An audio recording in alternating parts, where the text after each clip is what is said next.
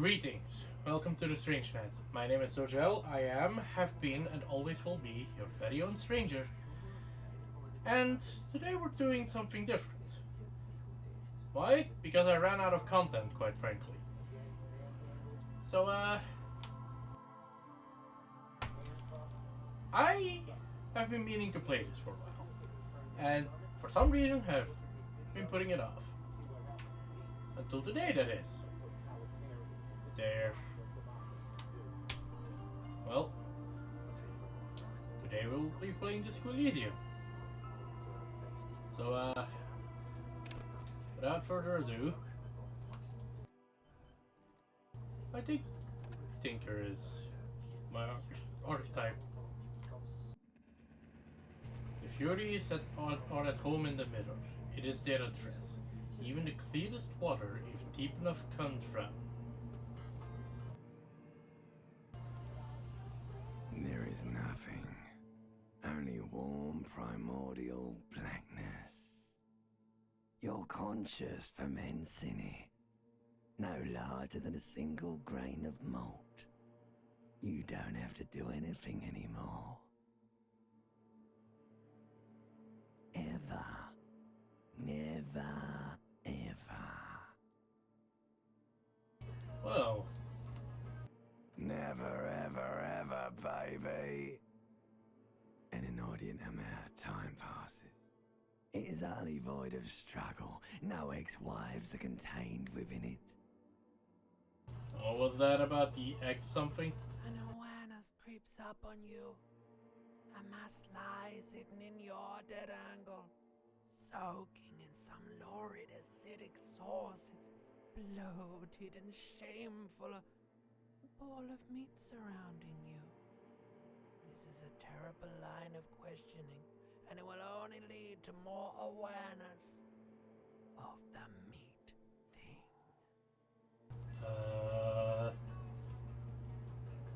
You know what? I don't want to know about that yet. No ball of meat. No light in the formless nothing. Just night swimming. I like nothing. I know you do, baby. I know. How about you cough up some more of that sweet oblivion? Coming right up, sir. Smooth passage.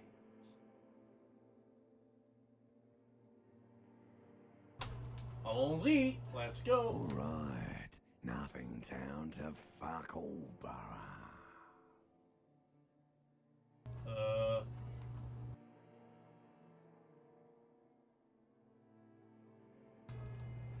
Let's visit the ancient Zero Home. Why Great not? choice, Elder One. It has always been like this, and it always will. Don't stop. Keep singing. Sing me the song of death. The song of death is sweet and endless. But what is this? Somewhere in the sore, bloated man meat around you. A sensation. Like a fly to the ointment, your conscience sticks to it. The limbed and headed machine of pain and undignified suffering is firing up again. It wants to walk the desert, hurting, longing, dancing to disco music. Mother, help me. There's a head attached to my head neck and I'm in it. The stench of liquor rises from your mouth, and with it, an ungodly headache. Who am I? What sort of creature does this to their own mouth? A fiery streak penetrates your skull, trying to force your eyes open. It's a sound, a clarion call from hell. Hey, Valen. Somehow, you know what it is. A caprice can name a motor carriage.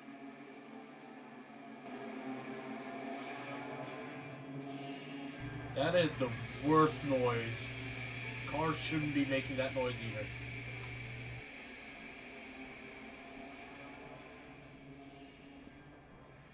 Well, this room is in a state.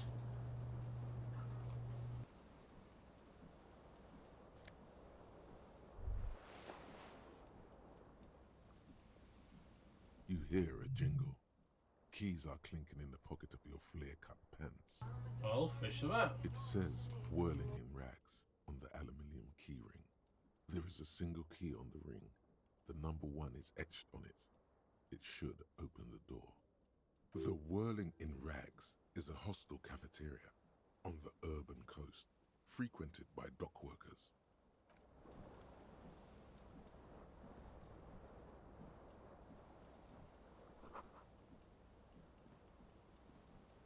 Alright, let's look around this.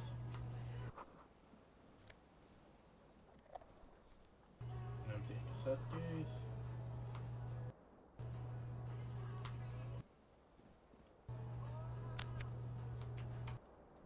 Hold that to ice.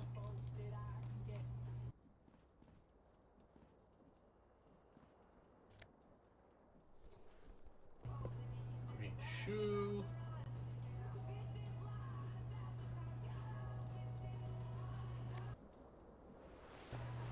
A disco ass blazer.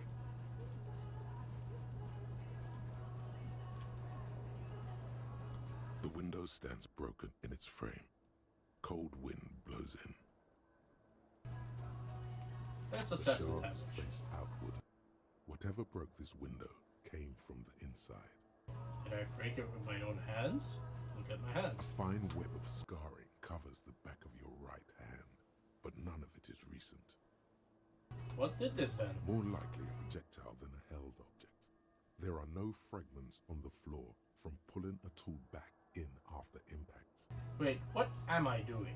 Nah, let's assess the size of the It is impact. too large for a bullet, yet too small for a piece of furniture. You're looking for something heavy and larger than your fist. Hey, elusive. The single green shoe you found fits the hole almost as well as your foot. It would have also been heavy enough if thrown with force. Congratulations. You smashed the window with your own shoe. Now you only have one. If you're lucky, you could still find the other one on the balcony outside. The door to it should be outside your room. I should go and get that shoe. A cool wind gushes in. Your toes curl up from the cold.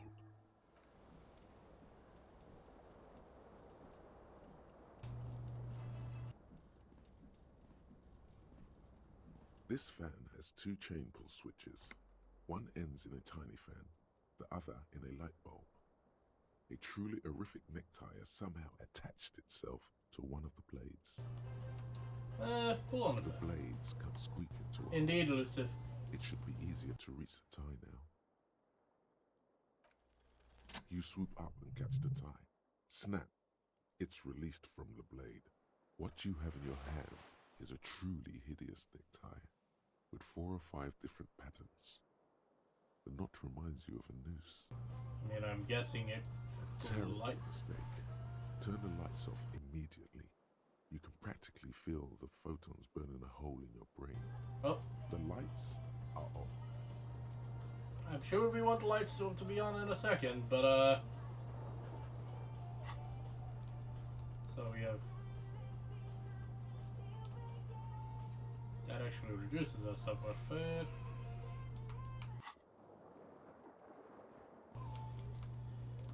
The thing that always bothers me in games with equipment with stats on is that it always turns into a bit of a mess. Words fail to describe how rank it smells in here. They should have sent a poet. See bottles in the bathtub. Wine, beer, and sweet liqueurs.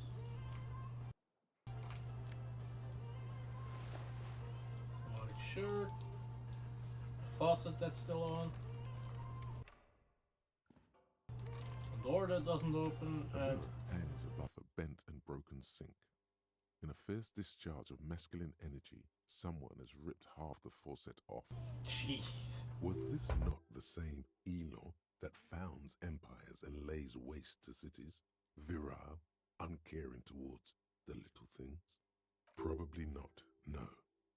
Hot water sprays from the faucet's base, and steam covers the mirror. You cannot see yourself, just a vague impression of a man. Suddenly, you realize you have no memory of the face that awaits you there, underneath the soft vapor. Really? Nothing? Really? All recollection of the person you are, the people in your life, and even the world you're in has drowned in a sea of blood alcohol. This was no mere night of drinking. It was a deluge of world-ending proportions. What happens if I say Really? that again? Okay. A mirror hangs on the wall, covered in Okay, as you wipe the mirror. slowly reach your hand towards the surface of the mirror. Abort. You clearly have not thought this through. You won't like what you see there, and you will never unbecome it. Maybe I should touch it first. Make sure there's nothing wrong with it. Yeah, there is definitely something wrong with it. What? What's wrong? Where to even begin? There is the bloatedness, then the swollenness. It's like there's an upholstery of alcohol underneath your skin. I'm sorry. Bet you are. Your nose feels like a small balloon in the middle of your face. It hurts when you honk it. It doesn't appear to be a particularly tiny nose either. Not with all the drinks it's absorbed for you. At least my tongue is okay. It's not. It's swollen and snail-like, wriggling between your fingers. Fuck it, wipe the mirror. You have no idea who this thing is, do you? Dear Lord, help me. What is this? Whatever it is, at least it's dead now. There's clearly rigor mortis on your face. Oh wait, is that an expression? Are you trying to make an expression with that face? I'm not making it. The face is making it itself. Please stop. It's horrible. You're scaring yourself. Okay. Oh my God. You can't stop. It's like it's not even voluntary anymore. You have worn that grin into your face and now it won't come off. What does it even mean? What is the emotion you're trying to convey?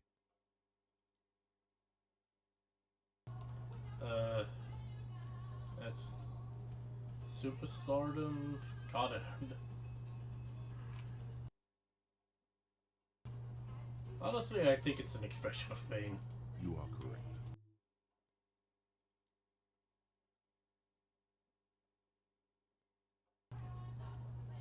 Alright, let's start with the dig deep into your mind to locate the source of the expression. It belongs in the new, the third decade of the current century. Enough time had passed from the failure of the revolution that, for a fleeting moment, free market economy seemed like the ultimate, uncontested way of life for our species. Things were good. It was smooth sailing.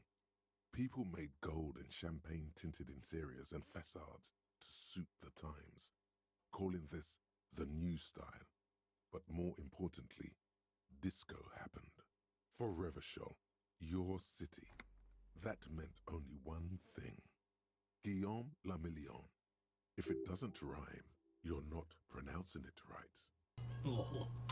Out of the dazzling swirl of disco music, in an open-air boîte de nuit somewhere in Revachol West, Guillaume's blonde mane appeared on the screen. He sang some bullshit. Then he made the expression.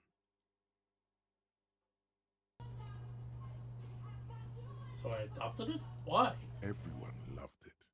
Maybe you thought some of the stardust would rub off on you. Maybe it did. Either way, it's all gone now. Only the grimace remains. How long ago was the new? Some 20-odd years. There is a vast ocean of time between right now and the expression. Looking good on you, or anyone. Humanity has run aground in that time. It's a different world now. The expression is a relic. Anything else? Like who am I? Why did I drink myself into oblivion? You have some understanding of the near history of disco. The rest is darkness. Aside from the useless fact that the motor carriage outside was a caprice canema. I feel the need to add a clicking sound when I make it. The click is used to spur on a horse. It also features heavily in Guillaume le Million's regional mega hit, Don't Worry, Your Pretty Little Head. Guess that's it then. It doesn't have to be. You can swoon over Guillaume and his champagne-corked smile whenever you want to. Maybe some of the stardust will return. Well, I don't think we can stop that. Might as well check if anything here reduces electrochemistry. Nope, quite the opposite, in fact. A mirror hangs on the bathroom wall. Oh. In it, your face, adorned with the expression. Well, we can attempt to stop it from happening. It's too late. Like an image on film. The expression belongs to your primary motor cortex. It would take a minor neurological miracle for you to cease producing it. Well, shit.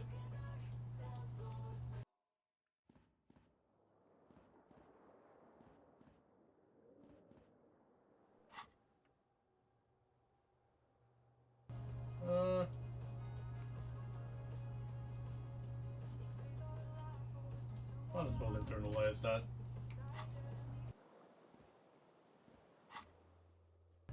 My ear on a shoe. Let's try turning on the light again. The fan stands still. The switch must be broken because nothing happens. The air in the room is starting to feel like vaporized urine. A terrible mistake. Turn the lights off immediately. You can practically feel the photons burning a hole in your brain. Bring it on. Your eyes burn with photosensitivity. It's not good. I've woken up like that.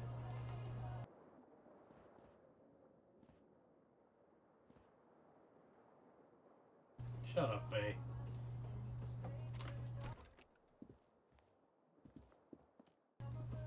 Alright, first things first, try and get to the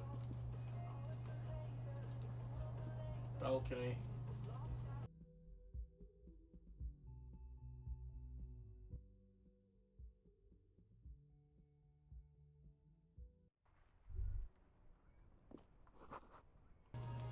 Smell of the sea makes it.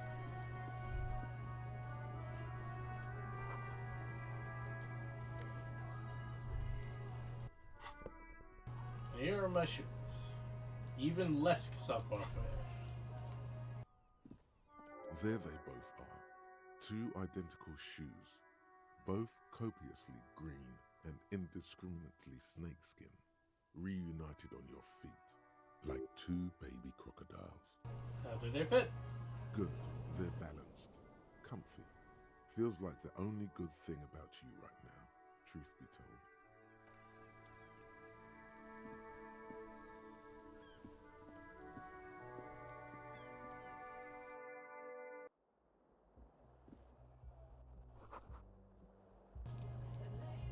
Something on the table. Ooh, money.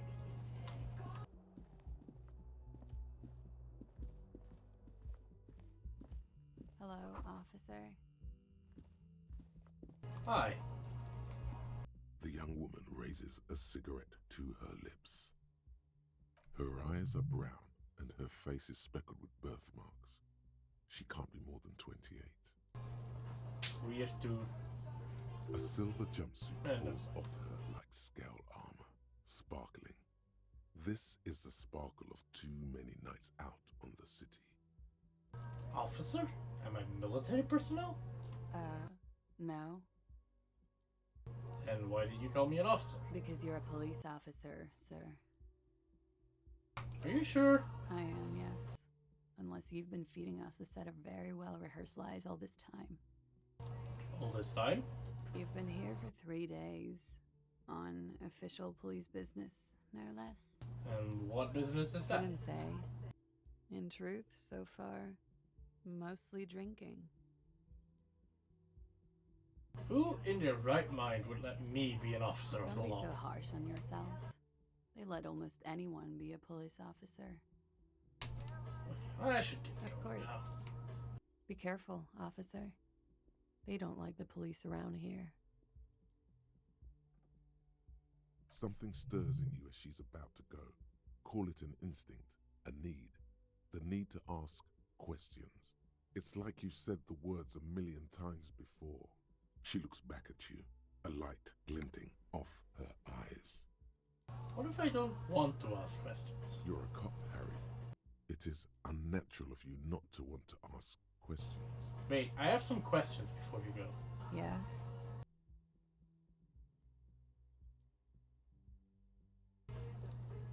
What is it that they have against the police here? I mean, technically, I wouldn't be asking. Where exactly is he? You're in Where a am hostel, sir. I? No, where are we? Where in the world? We are in Revachol. Revachol is the disgraced former capital of the world, divided into zones of control under foreign occupation. Half a century after a failed world revolution, she is central to our moment in time. How about you tell me something else? Yeah, Tell me, is it 51 now? it's 51. Okay. Yeah. Tell me something else, because we already know it's 3rd or 4th century. Your room is almost next to mine. Did you hear anything last night? There was the usual ruckus. Loud disco music. Did I have any visitors? I couldn't say. It's impossible to hear people speaking from over here. Loud disco music? Oh, yes. Various artists. Ostentatious orchestration prime among them. Oh, that. Yeah. Whoa. The less said about OO, the better. OO were huge where I come from. I was very young then, of course. Like 7. Life gets hard, but we go on. Mostly just gets hard, doesn't it? It would appear so. At around 2 o'clock, the disco stopped and there was a change of pace. A slow, sad song started playing, like organ music on repeat. That went on for quite a while. Some of the time, you were yelling along to it. What was I singing? That it doesn't matter anymore and that we're alone now. It was difficult to tell. The song itself was very quiet and soft, but you sounded like a winded boar, sir. It was hard to understand what you were singing on top of it. Then what happened? Then you started screaming and trashed the place.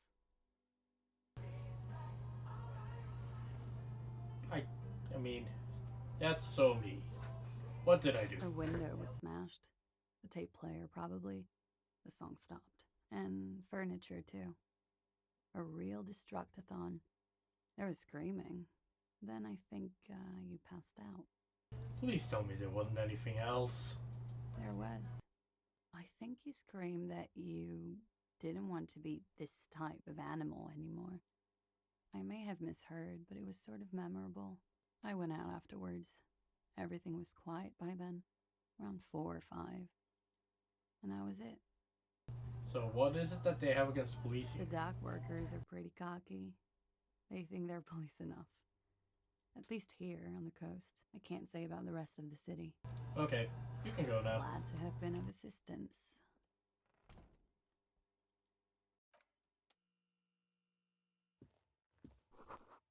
Looks like she left a nice long stub in the action. It's still smoking.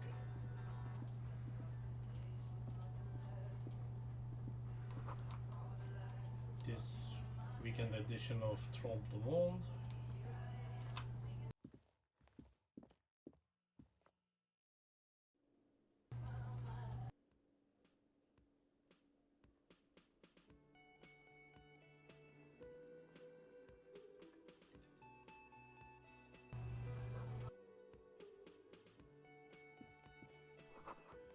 Summer door closed for the winter. Alright.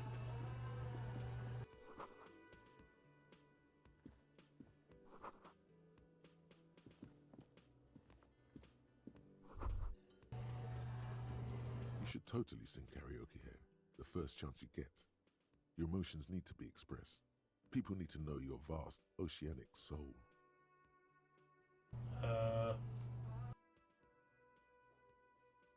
My soul is modest. Exactly. It's normal size. It's measured, level-headed, and it needs to be heard through a PA system by other people. What should I sing when it comes to it? You should sing the sad small church song from that tape you found. Thought it was obvious. Of course, they'll really get a gauge on my soul with that one. Serves them right. Wipe that smirk off their face with your sad, tragic song. Who's laughing now? You would need another copy of the tape first, though. The one upstairs is destroyed. Let's finish this off. What do you mean, Vay?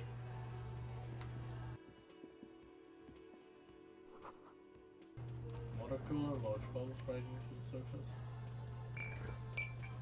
I should probably use that.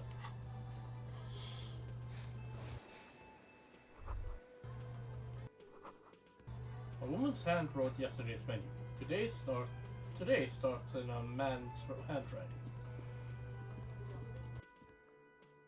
A man in his late 20s stands behind the counter, inspecting a stuffed seabird. As you approach, he gives you a sideways glance, then looks down again. Everything is cool between you and this guy. He's a big fan. Make some small talk. Look at the small A soft competent bird. work of taxidermy. The white and brown seabird lies among piles of coasters Right. and drying mugs. One of its wings broken. The man is trying to mend it. Looks like the bird was ripped off the shield that was used to mount it, most likely on a wall. This is the Great Skua. The seabird is the symbol for the discovery of the Insulindian Isola, the part of the world you are in right now. The small steel tag says as much. The Great Skua. Steakoarius Skua. What happened to the bird? Look, your buddy is over there. Why don't you go and talk to him, okay? What do you mean by buddy? He pretends not to hear you, concentrating on the bird instead. Are you the bartender? No, I'm not the bartender. I'm the cafeteria manager. He's very animated all of a sudden. This seems like a touchy subject. What's the I have difference? 3 cafeterias to manage. 3. Sylvie tends the bar here, not me. I'm only standing in. Okay, so where did the Sylvie go? She just, you know, His eyes dart from left to right. This man isn't lying, but he is hiding something. You know what? Let's not push this.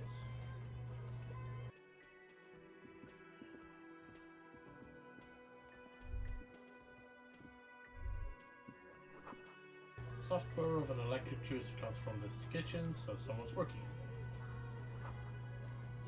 there. Union paraphernalia.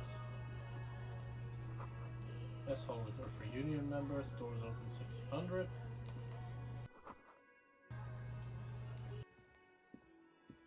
Hello, sweetie. You shouldn't keep your colleague waiting. Alright then. Let's keep him waiting slightly longer.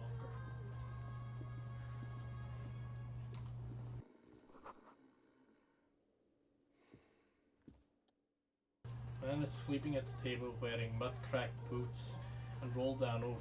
The back of his shirt reads Wild Pines encircled by a logo with a A tree. colorful piece of plastic is dangling from his carabiner. Makes your fingers itch. On the counter, rolled out of his open hand, you see a blister pack of headache medicine.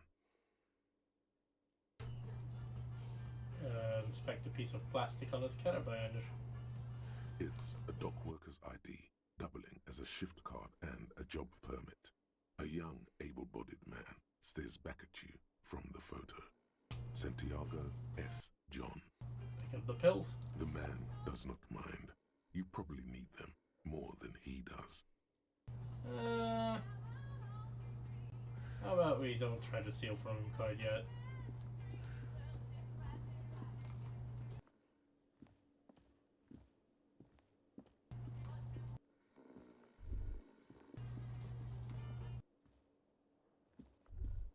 That sugary black rum stain on the counter makes you teary-eyed with joy.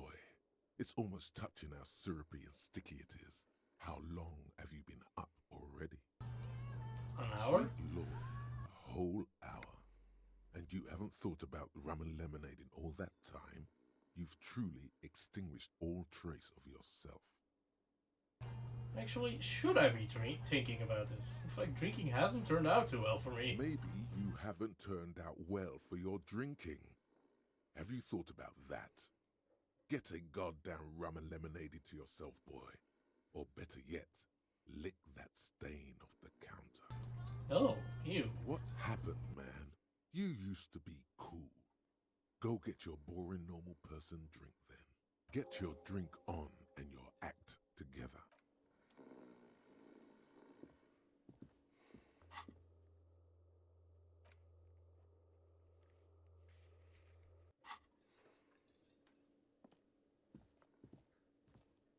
bespectacled man in an orange bomber jacket is tapping his foot on the floor. Looks like he's waiting for someone. As you approach, he narrows his eyes and extends his hand in greeting. On the sleeve of his bomber jacket, as well as on its back, are the same enigmatic white rectangles as on your blazer. Sure, shake his hand. Hello. I'm Kim Kitsuragi, Lieutenant, Precinct 57. You must be from the 41st. You realize he's waiting for your name.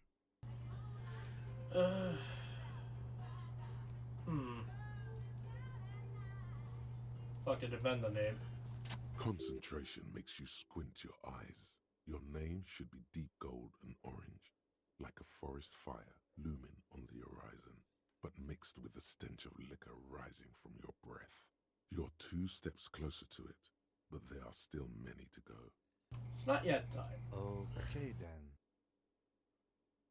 It looks like we had a little scheduling error on Sunday. Saturday too, actually. Have you had time to talk to the manager here? What he means is, he has been trying to meet up with you for 2 days, but you have been otherwise occupied. No, I haven't. Then we should ask him for a rundown of the area. Get me up to speed. I understand the scene is out back, right? It also wouldn't hurt to assure him the police are finally here. In full force, I mean. Have you mapped out the initial interviews? I have not. Okay, we'll have time for that after we take a look at the coroner's case. Have you removed the dead body from the tree? No. So, the body is still in the tree, where it has been hanging for 7 days straight. We should go there as soon as we are done talking to the owner.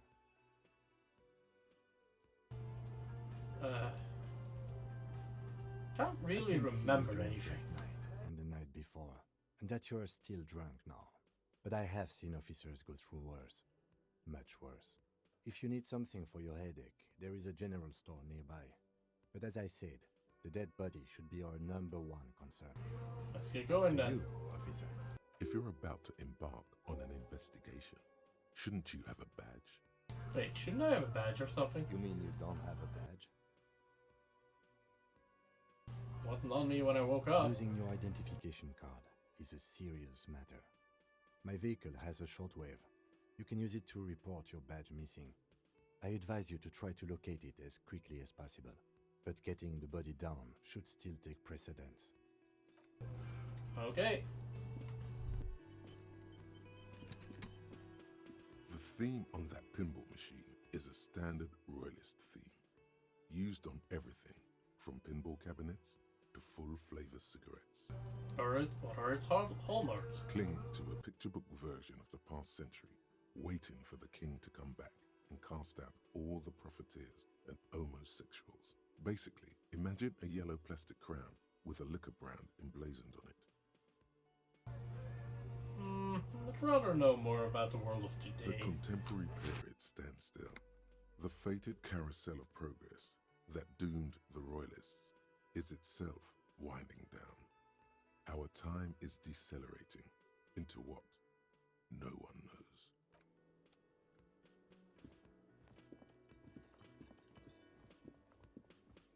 I remember a couple of things, but The man with the unimpressive beard. I don't notices remember you. how much I remember. He drops the ledger he was holding and turns to the lieutenant. Mr. Gart, right? You run this place. Yes. I am Kim Kitsuragi from Precinct 57. This is an inter-district investigation, so joining me from Precinct 41? Right. Now, I know it took us a while to arrive at the scene. It also took you a while to call us and report the dead body. It was you who placed the call, yes? No, I only just got here. It was probably Sylvie who called you. She usually works the bar here. I'm only temporarily taking over her duties.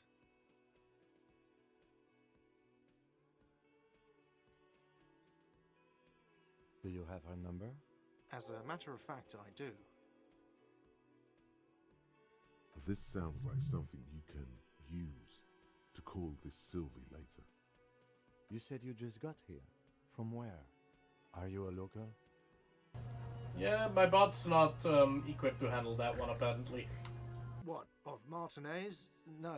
I live in Jamrock. I only sometimes come here to keep an eye on the place. This is just one of the many, many cafeterias I manage. But you still know your way around, yes? In case we need directions. Yes, I know where some things are, but as I said, I don't live here. I just used to work here. And I'm not going to start working here again, if that's what you think. I didn't imply that. Detective, He probably means this is where you step in and ask your questions. Right then, questions. I got His this. face expresses profound doubt in your having this. Ask him about the body's location before asking if he killed him. People give up information in the more innocuous questions, which you can later use in the more sinister ones, not vice versa. Okay, so where exactly is the body? Behind this building, there's a courtyard. They hoisted him up on a tree there. And how do we get there? That's easy. See that door there? First you exit through that. Then to your right, you should see a big hole in the fence. A really big one. You can get to the courtyard through there. No need for the keys. The hole is big enough for the Franco-Nigerian cavalry to fit through. This man means the heavy cavalry of the innocents Franco Negro, sweeping over the plains and nations of the enemies of mankind. 5th century style, unified currency and the concept of cool came in their wake. They wore lamella and carried guns. But first and foremost, Franco-Nigerian heavy cavalry was really, really wide. That hole in the fence must be enormous. Why did Sylvie go away? She went away because none of your business. Have they not been telling you you're a cop? This is the second time you've avoided the subject. God, what is your obsession with this Sylvie person? Get over it. I mean, this feels pointless to ask, but who killed I him? don't know who killed him. I'm not the police. That's your job. This is it. He said they hoisted him up on a tree. Who is this they, if he doesn't know? Before you said they hoisted him up on a tree, what did you mean by they? Oh, people are saying it was the union dock workers, that it was a lynching. Who exactly is saying that? The locals, the customers, the people who eat here, a lot of dock workers eat here. Sylvie told me everyone knows the dock workers did it. did the debarders themselves tell her this, or is it a rumor? I don't really know. You'll have to ask her. Why would the dock workers lynch this I man? would suppose it's because they have nothing better to do. You mean the strike? Yes, the strike. The man they hanged was a security guard for the harbour company, I hear. A mercenary. The unionistas probably thought they'd send a message. Well, I have The another lieutenant question. turns the page in the little notebook. Actually, I don't have another question, that's all. Let's go. Not so fast. You owe me 130 real. What's real? Oh, excuse me. You owe me 130 real. The IIR, or Inter-Isolary Real, is the global reserve currency. Whatever part of the world you're in right now, it's safe to assume he means you owe him some money. Oh, I understand. You mean I owe you money. Wow, you're a genius. Yes, that's right. Money. You owe this establishment 130 real. What do I owe this place for? Let's see. 3 nights at a tariff of 20 real comes to 60 real. Then there's the window you annihilated. The hole in the window was the first thing I saw when I came to work. So don't try to tell me you didn't. That will be 40 real in damages. Another thing you've annihilated is half the bar. You've run a tab of 30 real. Actually more, but we'll round it down to 30 for your hard work maintaining the stability and order of Revachol. That's 60 plus 40 plus 30 equals 130 real. And yes, real is still money. Why do I not get an option of just accepting this? But what exactly is What money? are you, a philosopher? No, I'm just getting my bearings. Money is what grown-up people use to pay for things. Things like this hostel room or 8 bottles of potent blend and 9 packs of Royal Extra. We use it for everything, really. Interesting. Where do I get it from? Are you serious? From your work? I don't know. You can take bribes, I guess. I'm sorry. I don't think cops can take bribes. Some do take recompense, but only to survive. Proceed, but don't show him coins. There's a shuffle of nylon as Lieutenant Kitsuragi looks for something in the pockets of his orange bomber. So what happens now? I'm sorry, but he has to pay. I can't let him stay here any longer if he doesn't. If he doesn't have the money by tonight, then... Officer, maybe you're better off working this from home for now. You live in Jamrock, right? It's not that far away. I don't remember where my home is. Officer, you really need to take this up with your station. I have a shortwave radio in my car. Call them, ask for assistance. We have to get this investigation started now. Good luck. Alright then. By the way, where is home? The address is coming up blank, and this place sure isn't it.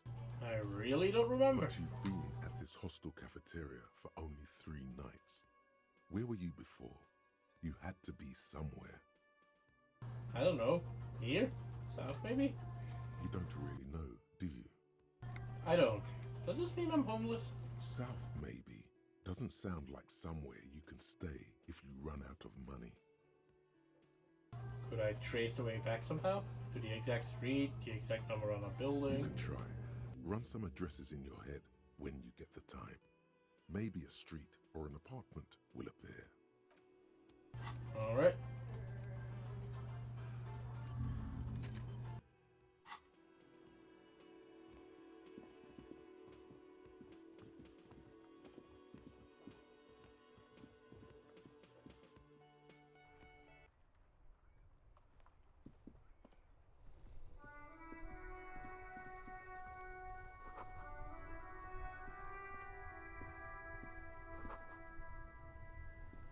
That sounds very nice. The RCM in Martinez. What can I help you with? You sound surprised. We don't see a lot of police around here, that's all. I have some questions Of for you. course. What can I help you with? Who are you exactly? Me? I am just a gardener. She hides it well, but behind the sweat and dirt there is something else in her rigid posture. Cool. And what are you doing here? I am working.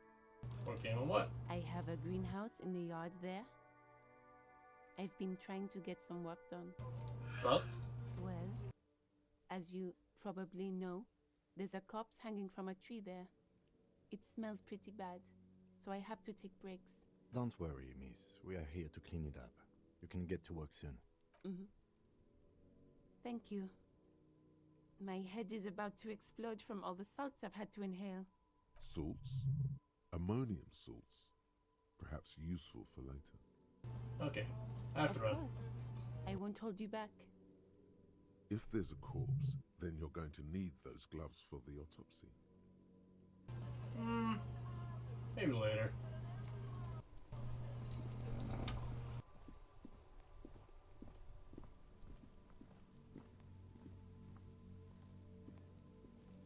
An old call box with a matrix of push buttons lists all the companies in the East Delta Commerce Center.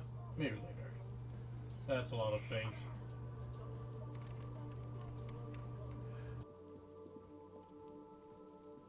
You see a set of tire tracks in the brown slush that covers the plaza mosaic. What kind of Hard to vehicle say. drove Your through here? vision is blurred and you're having difficulty concentrating thanks to your relentless hangover. Why am I looking at Cop this? habit. You look at everything. This isn't case related, you think. Oh, No. These tracks are not interesting at all. Let the street sweeper just sweep them away. I guess we're not figuring that out yet.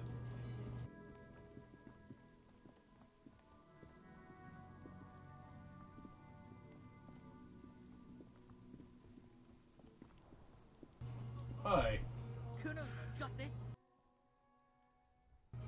If Avoid there ever throwing was ro- such a thing as an ugly kid, then this is it.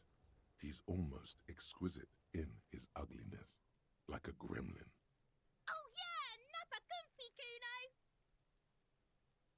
Kuno. I'm not getting into this right now. What's this? Smells like spoiled meat and curdled dairy. A human being decomposes. And then this dumpster. The letter R wears a crown. On the ribbon below, a light above the set. The logo of the municipality of Rivachon. This trash container is locked. The sliding lid has a padlock that says, whirling in rags. Why am I looking at you, trash container? You're just a trash container. Just a trash container. There is no such thing. Your fingers start to itch just looking at that padlock.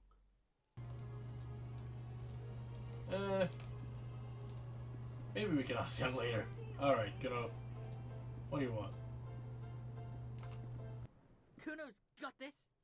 If there ever was such a... Oh yeah, Nappa Gumpy Kuno! A moment of your time, Talk, please. pig. Shit's coming up strong. Throwing rocks. Shit coming up strong. That sounds good. Joyous. You should hang out with this kid and see what that juicy shit is all about. Juicy what I now? mean drugs. The kid's on drugs. Yeah, Kuno, ride the lightning, Kuno! Kuno's riding at sea. He wipes sweat from his brow and sends another rock The flying. rake, Kuno! You should throw the rake at him, Kuno! The fuck does Kuno know what a rake is? Kuno's not a gardener. Kim, what should we do? We shouldn't do anything. I don't tempt such forces. What forces? You will see. The language these kids are using, pure unfettered id. There will be no reasoning with those creatures. Are you kids siblings? What are you talking about? He's calling us Kuno! He says we're fucking each other! Look, I have questions for you. Alright, entertain the Kuno. Show me what you got. What you got there? What you got, huh? Show me what you got. The kid moves his hands like a basketball player dribbling fast. About the crime scene. You kids often play in this yard? Right, pig. This is where Kuno plays with his little wooden choo-choo. What do you want with it? Might have questions later. Yeah, whatever. Kuno doesn't give a shit. Buddy, what do you know about it? Shitload, pig. What's your question? Don't tell the pig shit, Kuno! This is where you quickly ask him questions. Real cop questions. Like a cop. Do you know who he was? Kuno's fuck gimp. Kuno uses the fuck gimp for target practice. He's trying to hide the fact that he doesn't know. So, you don't know anything. Kuno knows all kinds of shit. Kuno's not a snitch. That's all. Trying to make the Kuno sing into the popo phone. Do you know how it got up there? Probably climbed. Kuno was busy down the road when that shit went down. So you didn't see it happening. You heard Kuno. Kuno wasn't even in Martinez. Kuno wasn't in Revachol. Kuno wasn't regional. Oh, okay. Where did you go then? I don't know. Some fucking Mesco or I don't know. Some other place. Night City. Kuno was in fucking Night City. What were you... There is no Night City anywhere. That sounds like the name of a city in some pulp science fiction novel. Okay, where is Night City? Kuno gives this info out on a need-to-know basis, and you don't need to know. Kuno didn't smoke the gimp, if that's what you meant. Thanks, Kuno. That's one name you can now cross off the list. Have you seen anyone suspicious? Just a couple of pigs sniffing around in the dirt. That seems pretty fucking suspicious to Kuno. Yeah, you tell the faggoty, Kuno! More or less later. You're Let's not... testing Kuno's patience Let's... here. Let's talk about Get something. lost! So I gotta ask, who is Kuno? Kuno's Kuno, pig? It's always Kuno, never I. Clearly the kid's using the third-person perspective as a shield. Kuno? Is that some kind of gang name? Yeah, Kuno's in a fucking gang. In a bang gang. Kuno bangs for Maggie, bangs for Mazda, bangs for Revachol. Watch out, Kuno! He's trying to fiddle you! He's gonna put his hands on you! The thing behind the fence starts squealing shrill and violent like a fire Help! alarm. Pig's got Kuno! Help! Oh, sweet Jesus. Help! He's got the Kuno, help! Everyone can hear. You need to get the hell out of here before. I'm just gonna leave. Yeah? Get out of here before the Kuno beats the shit out of you. Yeah, that's right. Drag your fat ass out of here, fat boy, before Kuno fucks you. Bang! Got fucked by the Kuno. We alright? You wanna get fucked again? Come back. I should do something about that. There are several footprints in the mud, left by work boots. Anywhere from 6 to 12 pairs had walked here. What kind of boots? Heavy workers' boots with reinforced toes and hobnails all over the yard. Isn't this something an industrial worker would wear? Let's try and get an exact count. Maybe more than 12. No. 8 pairs of boots have shuffled back and forth in the mud. Go over them one by one. Standard work boot, steel reinforced toes, number 46. 46 is a large shoe size. 2. Standard work boot, steel reinforced toes, number 44. 3. Hobnailed work boot, steel reinforced toes, number 43. 4. Standard work boot, number 45 or 46. Wait, which is it? You don't know. It's a miracle you can tell the prints apart as it is. The cold must have preserved them. Count more. 5. Another standard work boot, steel reinforced toes, number 44. 6. An aberration, light as air, even pace, same make of boot, but number 41. Male or female? Impossible to tell. Could also have been an adolescent. The gait is undeveloped. Pretty good at this, aren't I? It's as if the whole world darkens. Everything else has a thin film of unimportance on it, and the tracks burn in the middle of it, in a strange, beautiful way. Well, count the rest. 7. The glowing outline of a standard work boot, number 46. But the imprints are twice as deep as the others. The weight exceeds 200 kilograms. So number 7 carried the body. And yet another standard work boot, number 44. There's an aberration in the pattern of the sole, however. The right sole is smoother, more worn. So in other words, How many? 8. I was pretty off then. I counted 20. Same guys are going back and forth. I never got the hang of it. Hyperopia. Do you see anything out of the ordinary? Light stab, number 41 shoe. Woman or kid? I don't think there's any way to be sure. Understood. Anything else? Everyone, 200 kilogram imprint. 200? Could it be the combined weight of 2 people, one carrying the other who's tied up? Let's say a heavily built worker carrying a similarly built, soon-to-be dead man.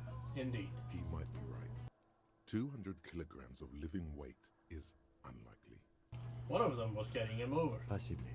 Yes. But why? You're thinking, why did they have to carry him? Yes, they could have used a makeshift stretcher or just march him up to the gallows. Maybe the victim wasn't conscious. Even easier to carry on a stretcher or between 2 men. Anyway, it's for future consideration. What else can you see? An aberration. One soul is smoother than the other. Interesting. Let's name it the odd soul. Do you have any ideas, Lieutenant? Someone operating a workbench with a pedal? Like a joiner at the harbor. Or maybe a drummer? So one of the people we are looking for is a drummer. No, it's not. Forget I said it. We are not looking for a drummer. Perhaps it could be a driver. A driver would wear out the right shoe before the left. The accelerator is on the right. Interesting. If only I had come... Well, no, let's just not talk. We should keep our eyes open around the traffic jam. See whether anyone strikes out as a potential suspect. Seems prudent, no? Yeah, prudent. How old do you think these tracks are? Maybe? 7 days would fit the time frame provided to us by the caller, who reported the hanging. It is not impossible. How do you know? I pulled last week's forecast for coastal Havashol. 7 days below freezing. The day before, the day of his hanging, was the last warm day. Right. Correct again. Sub-zero temperatures would preserve the tracks in a good state. The commotion here could have taken place a week ago. What do you think happened here? What do I think? A mob of people brought something heavy to the tree. One of them was carrying the victim. They shuffled around, especially under the tree. Then, after hoisting him up, they stood in a semicircle facing his direction. At first glance, this appears to be a lynching. Indeed, they all stood in a row here and looked at the tree. Yes, everything fits so well. Carried him over, hoisted him up, watched him hang. This is easy. I think we have a firm understanding of what happened to The you. lieutenant's eyes narrow. He's thinking to himself. Either way. What else? We've been through all of it.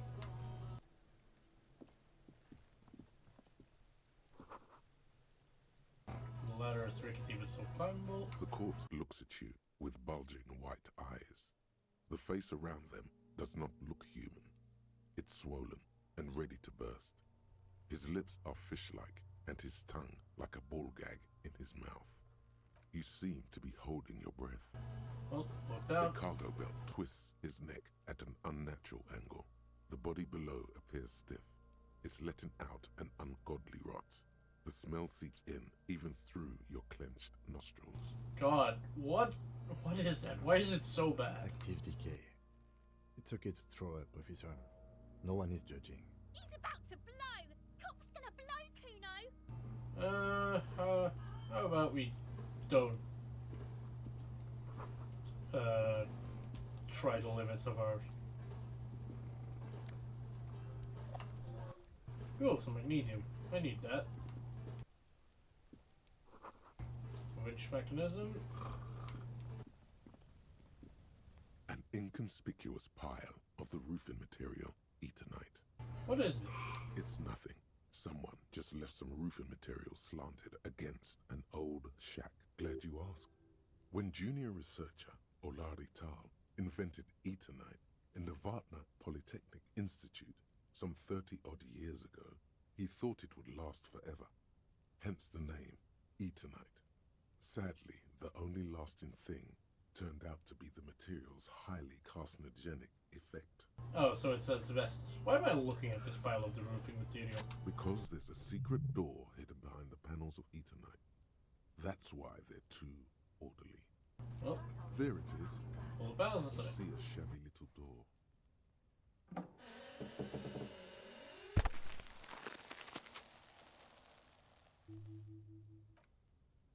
What is this then? A tool shed? Let's investigate. Yep, that.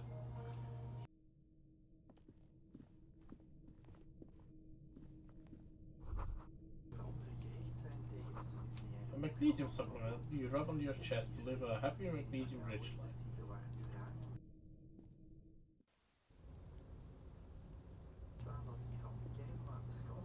Yeah, look, your coat. There. Where are you going, sir? Turn around. We're not going there yet. Your pig's head. Looks mummified. Silver plate with traces of bone yellow. Be still, my beating heart. It's amphetamine. Sweet amphetamine. The lieutenant isn't studying the powder in the mirror. He's studying you. There's a good, vague way to ask where he stands on drug use. Professionally, I mean. Someone has taken narcotics here. Perhaps the police should interfere. Perhaps not. This is below our pay grade, detective. However, Points to the ladder in the corner. see that ladder there?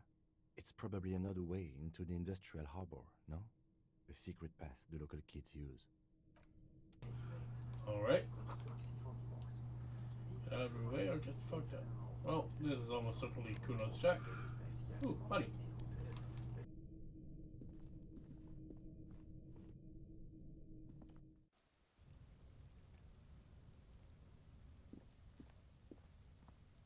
Is there a way around this?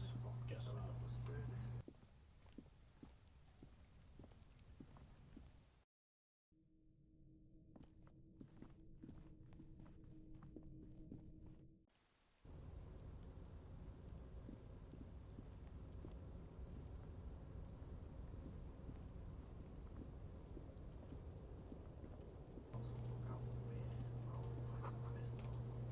Restoration pillars keep ruins together.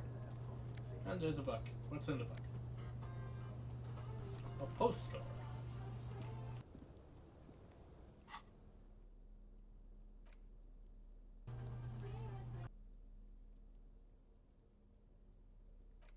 This postcard depicts an ill-advised residential area overlooking the Jamrock Quarter. 13-story buildings line the hillside like sarcophagi, an ominous fog already rising from it.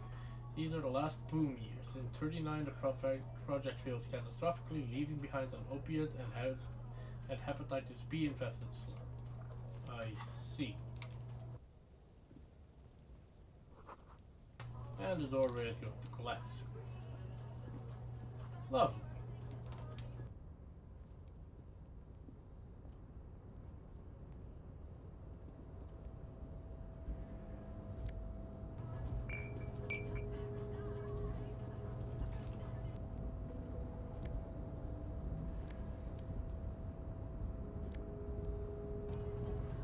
More money. And a Looks coat. like someone left his tarpaulin cloak hanging on the railing here. When the wind ruffles the cloak, you can most definitely see a white rectangle on its back. You son of a gun, it's a cop's cloak. Yes, it's probably yours. It bears the RCM insignia, and you have a habit of being careless with your equipment. He does You drop. could probably make the jump. You look like you've done some track and field in your day. Do you really think this cloak is mine? Should I go for it? Jump? The cloak? I do think it's yours, yes. As to whether you should go for it, Looks over the ledge at the cold well, pavement below. it doesn't seem too dangerous. 2 meter stops. Whenever you're ready to do it, I'll be right behind you. The cloak looks like a bag of goodies floating in the wind. Who knows what its pockets may hide? Look around. The wind is aggressive up here. The lieutenant looks at the enormous crane towering in the distance over the container yard. That machine is a Kvalsund 1020 HK. Let's let him have this moment. His eyes trace the crane's contour, as if trying to memorize its majestic shape. Then he notices your gaze. Yes. We were in the middle of something. Your cloak.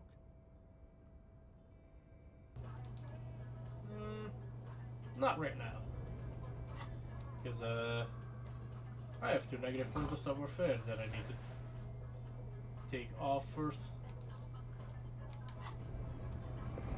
Because for some reason this is a lot easier when you're not wearing pants or shoes. Tarpaulin cloak with possible RCM markings is still caught on the railing. Well, go for it.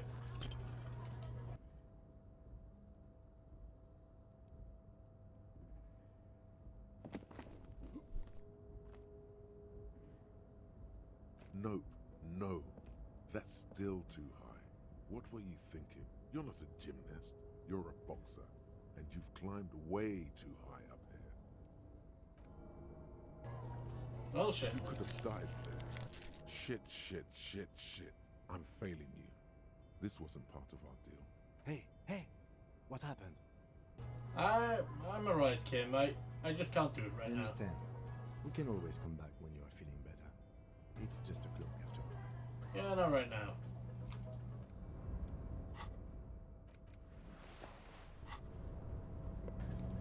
I really need to get some levels. Get a level so I can put some points in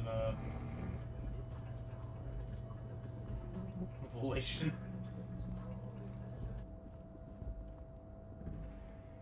At least they give me the option of doing that.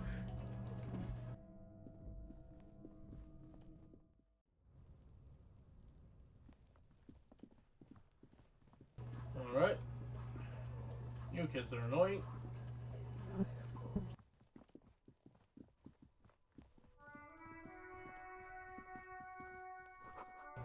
There are bottles inside. You can pick them up if you had it. This Postler Vantorie mail collection box has been heavily vandalized with graffito. A closer inspection reveals 2 bullet holes in the front. A faint sticker on the side reads, RCM Emergencies Desk number 8102, with a slogan, Mankind, be vigilant. Let's just be normal about the damn thing. Great tectonic force has cracked the pavement like an eggshell.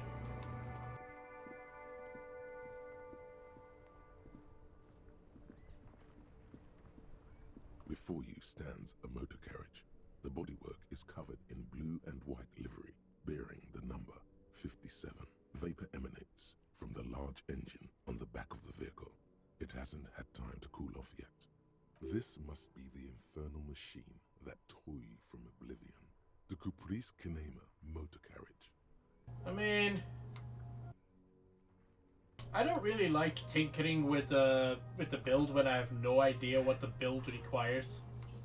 In the cabin, you are welcomed by a set of steering levers, a radio microphone on a hook, a pull-out toolbox under the seat, and the soft glow of the fuel preheater gauge. A scent of leatherwork and heavy fuel oils washes over you. Let's see.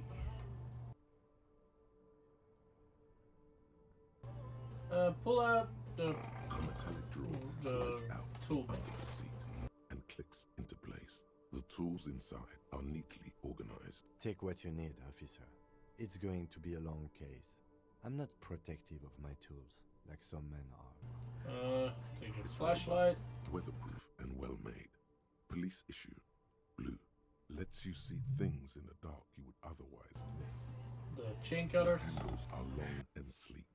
Snap, snap, go the cutters in your hand. You can do good work with these. Cut chains, locks, and ropes, especially belts.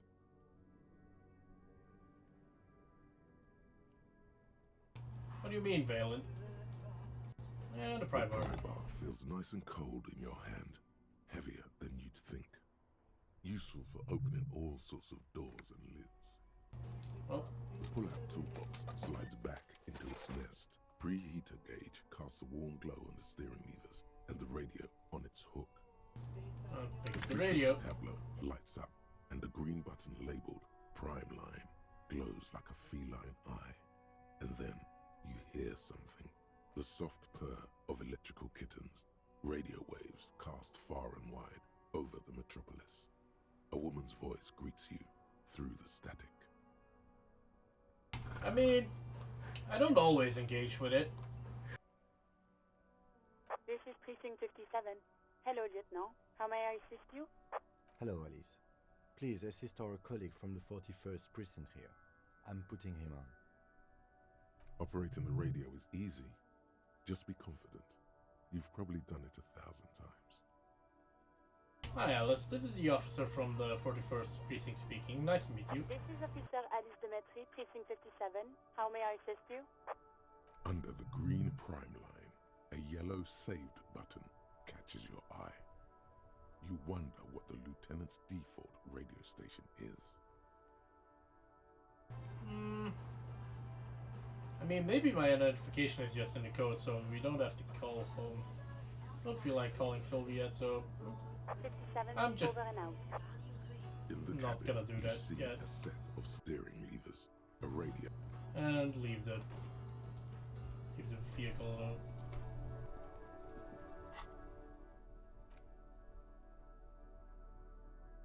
And now we have a bunch of tools that we should definitely not be carrying in broad daylight. Hello, who are you? I am a gander and a hunter and a gatherer. Feel like a traveler. A simple little cadence. He seems to be making it up as he goes. Keep listening. From another planet. Hey there. What's going on here? The jam, my man. The air from the east is thick with the smell of crude oils, heavy metals and other byproducts of the modern era. You can almost taste it. What's the jam? It's a traffic jam for the ages. Harbor gates up the street are shut tight. No explanation given. Workers on strike, scabs agitating, an all-around clusterfuck. Meanwhile, we're all stuck here in long-haul limbo for days upon days upon days. So- days. So how long have you been here? Feels like forever. Like I was born on this here roundabout and this was all I ever knew. Just me and the metal and the tires, the oil and the fumes of mazout. Mazout is an antiquated term for heavy fuel oils. This man has a barely suppressed performative streak, or he just likes unusual words, or both. Extravagantly phrased, but I can roll with it. Yeah, imagine. It's been a whole week already. So tell me, what do you need?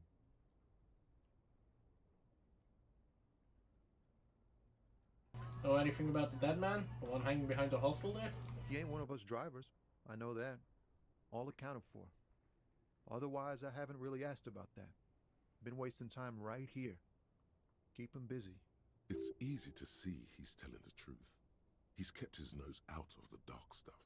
Busy with what? Analyzing the fundamental structural and psychological conditions of being stranded in the midst of a sea of motor lorries and their sad, despondent chauffeurs. Ask for his conclusion. And your conclusion? A sense of surprise there ain't more bodies hanging from more trees. I see. Well, what are you hauling? High-grade narcotics, illegal firearms, stuff like that. Relax. He's merely joking. Wicked. I've always wanted a friend in the underworld. Ha! No, I'm joking, my man. Found runs a nice, clean business. This haul of cargo is mostly sporting goods. You know, tracksuits and that kind of thing. They usually get shipped to Grad and the Occident. Though we've been making headway in the Il Moran market lately. Can I get one of those tracksuits you're rolling? We're pals and all, but I can't just freely hand out the merchandise. The bosses won't be happy. Right. That your machine behind you? It's rockin' beauty. Sure is. Like a rash you can't get rid of. You interested in heavy-duty cargo machinery? A motor lorry, also called a camion, on Caillou and neighboring islands. This one looks roughed up enough to be some sort of found rust bucket. Maybe the A6. That a found A6 you got there? Good eye, my man. Yup, she's an old one, but reliable. Me and her spent a long time together. Right. And another The question. man taps his fingers rhythmically against his arm. Tell me more about the strike. It's like whatever's going on over at the docks. Workers got a blockade set up, making demands, no way in or out. Going on strike would probably help you dodge a bullet or two. What's the union demanding? Some pretty wild stuff, I hear. Like a giant new power crane in half the company? I forget what exactly. Good on them, I guess. I've heard talk there's a company rep in town, too. Like a strike negotiator type. They'd know what's up. Precise demands and so on. Ah, yes, from the Wild Pines. We'll meet her soon enough, I'm sure. What do you think the company wants? I mean, obvious. That would be obvious. They want them to go back to work. So that's... Anything else? Yeah, this ain't really my area of expertise. I just do my job and get paid. I have things to do and places to be. All of us do. All of who? Us lorry drivers. Camionneurs. You still hang around here waiting for this mess to end. Most have scurried off somewhere to get drunk or high. Or laid. Not that I blame them, really. Not you? Not my thing. Chasing transient pleasures is a drag these days. I prefer the examined life now. Thinking, reflecting, observing. He tries his best to look nonchalant, but there's a rigidity in him, as if trying to conceal something warm and deep beneath a cool exterior. I mean, this check's gonna fail, but just in case. Ease into it. Don't go too far. This seems like a personal matter. And you look sad. What's going on with you? I'm okay, man. Just... the jams got me down. The fumes, the chemical rainbows, the tarpaulin stretched on the frames and the dull engines off. Maybe the full-on, direct approach wasn't correct. Damn, it's tricky business looking into someone's eyes and not doing it wrong. Well, I'm good for now. Don't be a Good talk. stranger.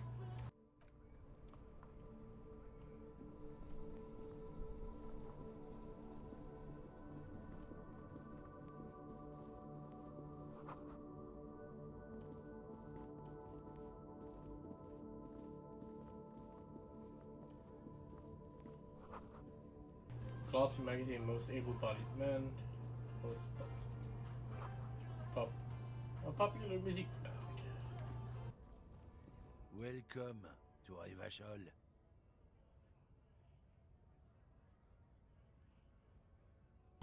Never mind, let's keep.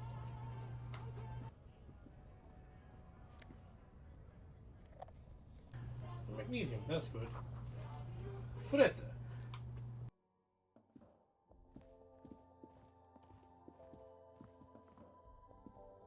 Welcome to Frit. Feel free to look around or something. Everything is out on the shelves. What's that magazine she's reading? What magazine are you mean reading? This. She looks at the cover, posting a colorful group photo of two girls kissing. This is Pop Stars. It's got, like, famous people in it. It's not for sale. Looks like it also has something called Police de la Mode, featured on page 34. This speaks to you. Not even interested in that magazine. I don't know why I would ask about Me it. neither. Let's proceed. I have some questions for you. Okay. I'm not really supposed to be chatting to anyone, but... Can you tell me anything about the dead body? I don't really know anything. I mean, I know it's there, but I haven't seen it, so... Did you know the man who died? Not Who really. died? Not really? Does it mean you knew him a little? No. I didn't know him at all. How long has it been there? I don't know, really long. What do you think happened? I don't know. No need to worry. It's just standard procedure for us to ask around. If you hear anything, let us know, okay? Okay. Thank you for your help.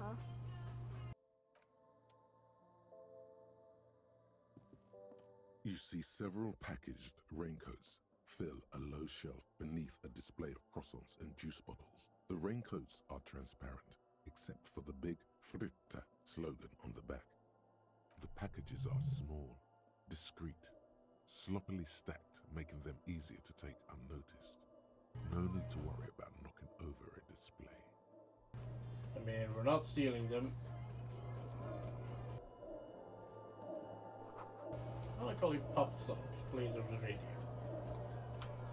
A small cabinet on the wall is filled with various medicine bottles, nasal sprays, and blister packs. They all bear the Saint Baptiste Pharmaceutics logo. Their logo is the bloodless rose, pure white, untouched by harm. Just ask me if you need anything from Saint Baptiste. We don't stock prescription meds, but we do have Nosafed, Duramine, Magnesium, and Hypnogamma. Okay.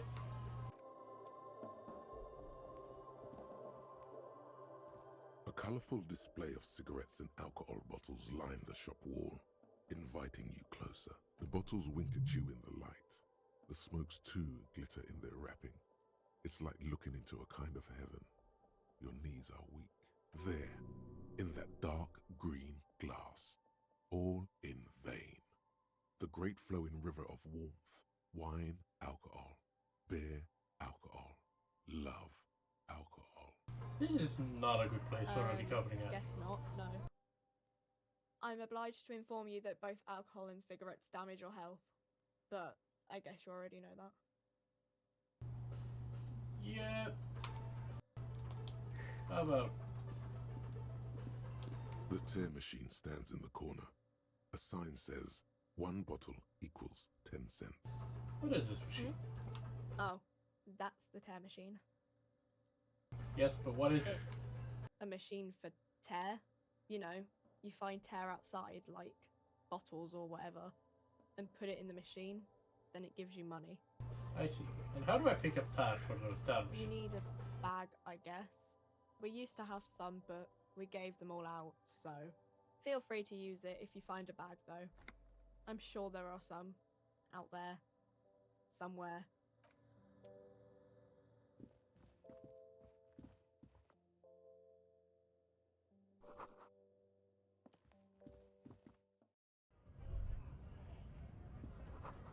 Free teas. How adiabatic.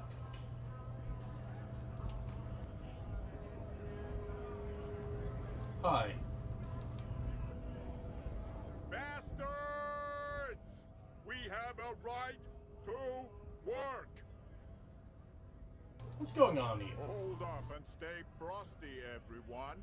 Cops are here. Broad-shouldered alpha male turns to you. He's a full head taller than everyone else. You here to fuck with us? Beat the honest worker down. Why should I? We're here to fight for a cause. Stripes usually have problems with people who have causes. Okay, then I'm thinking no. Good. We're fighting for a cause here. Right to work! Right to work! Besides, we're not that different. It helps if people see us talking, cops and strikebreakers together. Shows authorities are on our side. Builds confidence. What kind of a cause are we talking about here? Rights of people. Rights of workers. To have gainful employment. To make a salary. And feed their families. His manner of speaking is wooden, the tone of voice bland and uninspired, almost as if compiling replies from a set of learned phrases. Well, regardless, I have some questions Maybe for we you. should ask them the questions. Like, why we're not allowed to make a living here. Shame on you! We have families to feed, you piece of shit. He points at his finger at the man sitting on the rail. So do we, Scab.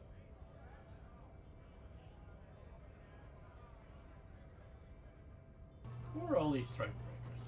Honest men and women with rights to work, to be useful, not toys for corporate interests.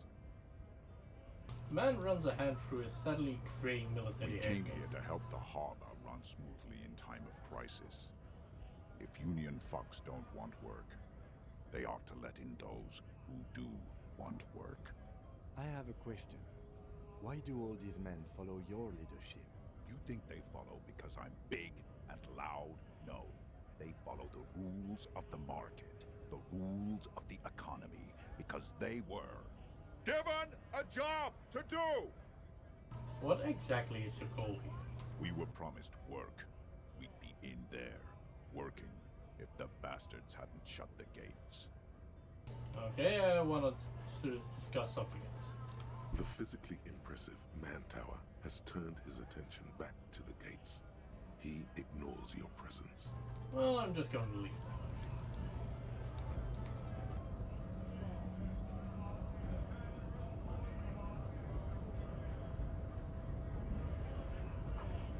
Seth G.R.I.H. Scab? You're hazy on the notion of a scab. Smells like politics, though. Maybe it's got something to do with the flask he reaches for from time to time. What exactly is a scab? A kind of a worm, content with mere survival. They come, they want to do our job for shittier pay, screwing over both themselves and us. Everybody loses. You don't seem to like them much. Gotta be bloody stupid or freaking evil to scab. Or I guess scared, maybe. But scared of what? Of who? He looks at the mass, squinting his eyes as if trying to ascertain what they're scared of. Personally, I'd rather beg than scab. If the gentleman shouting on the street came begging, maybe they'd have gotten something. It's better than begging, come on. Sometimes you gotta do what you gotta do. These scabs ain't begging. They ain't holding on to their integrity. I'm not a scab, I'm a cop. I was just messing with you. No one's ever seen a cop scab. Imagine, you cops going on a strike, but then another cop comes in and says, let us cop for less money.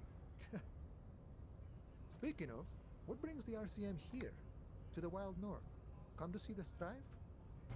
I've come to Martinez investigating a murder. Murder, huh? That sounds like a lot of hard work. You'd never see me investigating a murder.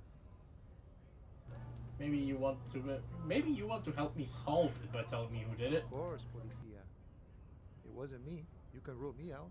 Easier that way. He didn't do it. It's the truth.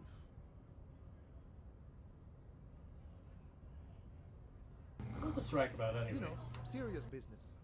I'm sure the big boss will be glad to tell you. You'll have to ask him first. He's a chatty guy. Wants to talk about the strike too. Just can't break the command structure and tell you now. Need to know what's behind these gates. I'm exploring. My friend, I respect the right to roam. The open range awaits.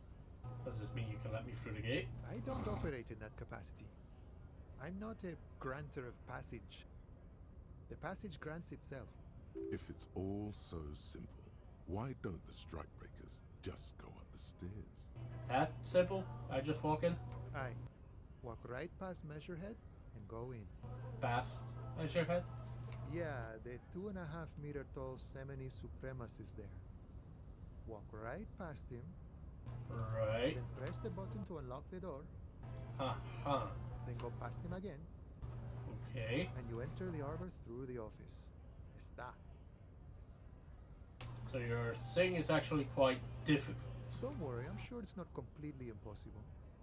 For example, you could best Measurehead in a physical confrontation, or you could convert to a Semini supremacist worldview. Or, maybe it actually is completely impossible. Has anyone here ever bested him in a physical Not yet, confrontation? no. He's incredibly strong. Has any of the scats tried converting to his worldview? Jean-Luc himself would say the philosophy has proven overly heroic for the scabs to convert to. Not enough intuition. Who the hell is Jean-Luc? Got it. Another thing.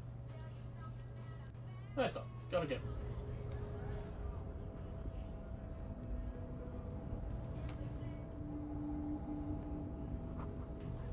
In case of a strike, press button behind guards. Hermetically sealed door locked by electronic pieces. No lockpick or door king in this room.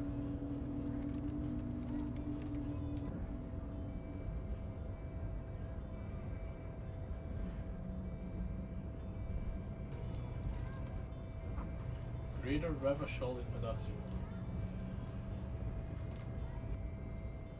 Your body betrays your degeneracy. Yeah, Measurehead. His body totally betrays his degeneracy.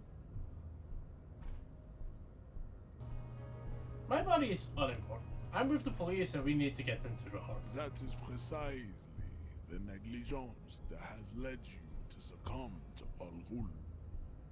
His face contorts in disgust, as if he were smelling a dead rat. You reek of it.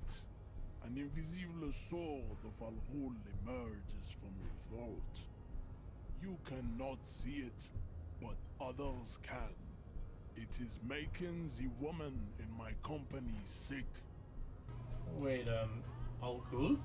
Yes, Al Ghul. He means alcohol. Right, honestly. I doubt it. My microcephalic race servant. You're right, I'm an alcoholic. Now I need to enter the heart. No, you don't. You need to get another drink. Occidental Haplogroup B4 is done giving orders around here. The influence of the ham sandwich race is waning. Race of half is unimportant here. I just need you to help me do my job. Begging for help. Attempting to pass fear for cooperation. How far the Occidental Haplogroup has fallen. You were once a noble and powerful race. You gave the world eugenics, electricity, and powerful weapons of war like missiles and aerostatic aircraft. You made great gains in metallurgy, race theory, and statecraft. Sweet Jesus. You dominated lesser cultures, like the deformed Hemians and the inexplicably potato-obsessed Kroikos. But now your ascent to the genetic summit has halted. You are obsessed with sadness and with frivolous pop culture. You will be superseded. Isn't that right, babe? It is, baby, yeah. You know it. There is a button right behind him, just out of reach. It must be the one that opens the door to the harbor. You're right about all this. Now I just need you to let me go into the heart. Enough with this begging. You should leave the stage of history with dignity by inviting the other races to a great world war. Bring your troops to the Seminine Islands and to Boogie Street and we will pulverize you. When you are gone, we will build a museum for you. The walls will be lined with bottles of Al Ghul. Your beloved beverage. Inside, we will store the odes to homosexuality you call art, and your microcephalic skulls. Jesus, man. There may be a peaceful solution to this. You could internalize Meshahed's race theory. He would take you as one of his own. Wouldn't that mean I have to become a Semini supremacist myself? Not as such. What you do with the mastery of advanced race theory is up to you. You could reject the findings, sure, or accept them and become an advanced racist. What are those sub-tattoos of yours supposed to be? Racists are generally not very good examples of their race. He gestures towards the lorry man down the street. Welcome to Revachol. You hear him yell at a redhead woman visiting the fritter nearby. He must think redheads are immigrants. I am not like them. I am craniometric perfection. I have taken the trouble to permanently draw a phrenologic grid on my skull and features. This should dispel any doubt. The drawings are precise and look true to their pseudo-scientific ambitions. One thing, however, it is not entirely free of throwbacks in the phylogenetic tree. His large jaw, for example, could be a trait indicative of criminalism. Also, his earlobes could be small. Are you sure? I mean, that jaw is clearly an atavistic stigmata. That atavistic stigmata makes pussy say yes, plenty. Babe, thanks. But I got this. I don't want to subscribe to his theory. Quite yet. That seems like the sort of thing that might upset Kim. Which would be the worst sin imaginable.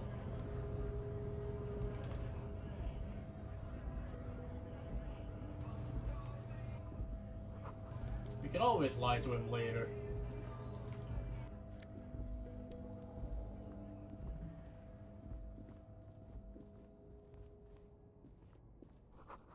Foreign car, kept in good condition.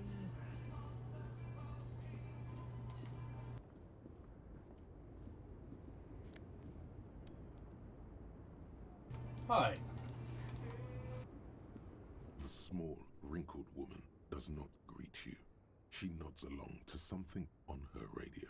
A photograph is clutched in her hands, and there is a warm smile on her face. The photo, an ambrotype from the turn of the century, as golden as her smile. Excuse me, ma'am, I'd like to ask some questions. No response. Wherever this woman is, your words fail to reach her. She might be deaf. Snap your fingers in front of her face. Wait. She's just a distracted old woman. Better to leave her alone. Why? Why? I just told you why. Alright. She might have known something, but...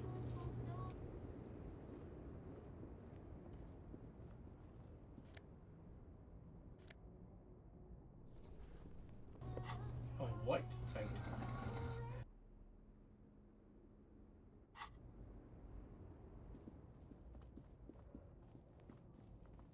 An old monument stands in the middle of the traffic island, pointing toward the sea.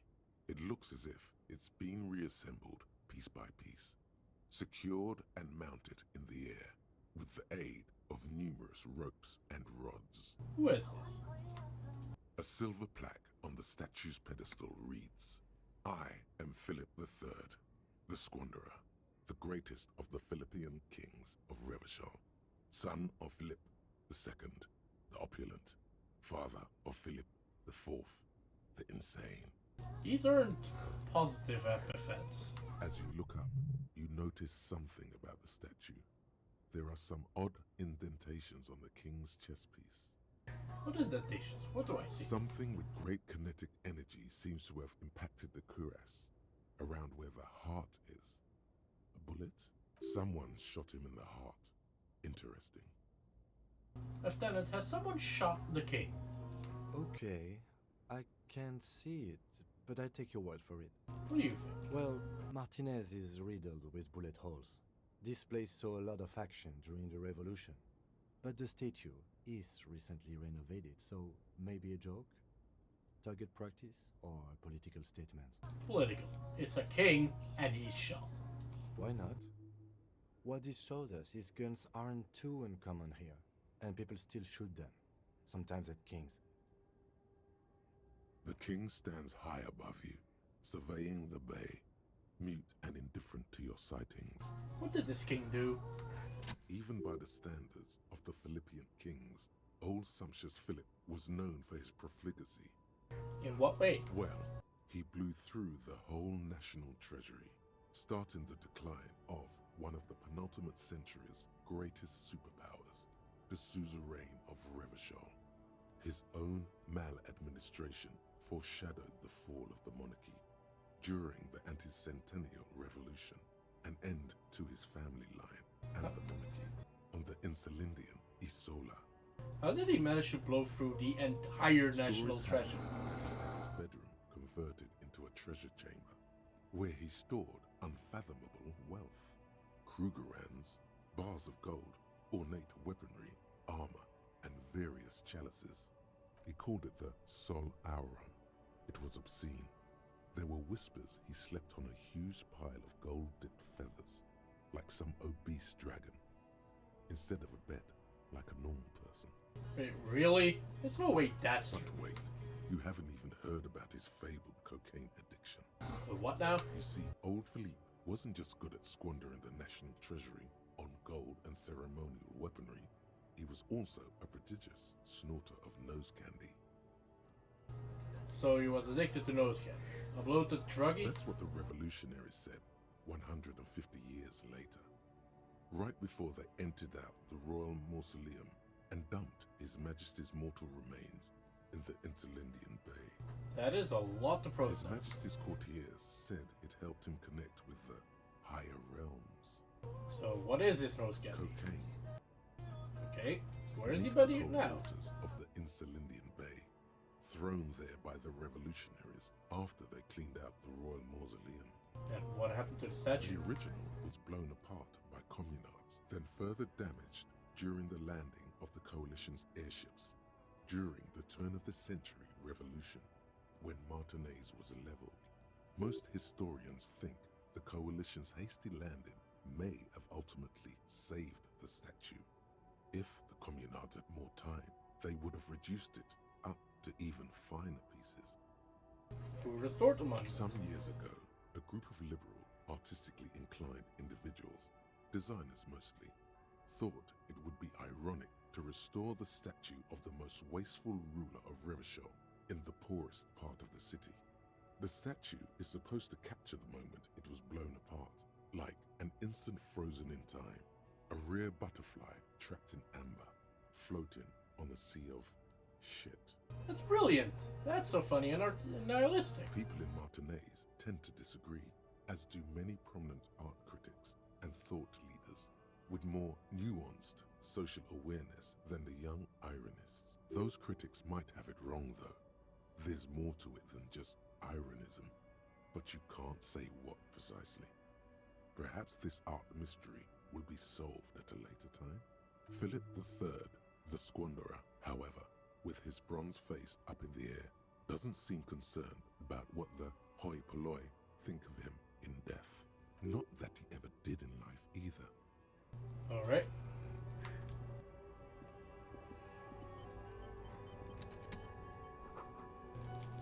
Bold slogan, Humanox. A Stars Ryko, one of the finest Zhimsk-made motor carriages ever. An oldie, but a goldie. Who drives these? Not many people outside of Grad, and Revachol West too, it appears. Hey Kim, check this out. Estache Raiko KK2.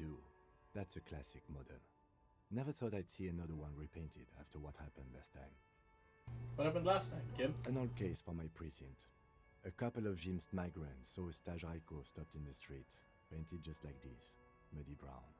Murdered the driver on the spot. They said it was an honor killing, Hussar style. The James community protested the trial, flying the banners of some old king or whatever. 5,000 came to protest. Correction. 4,395. The fourth largest public protest of a criminal trial in Revachol.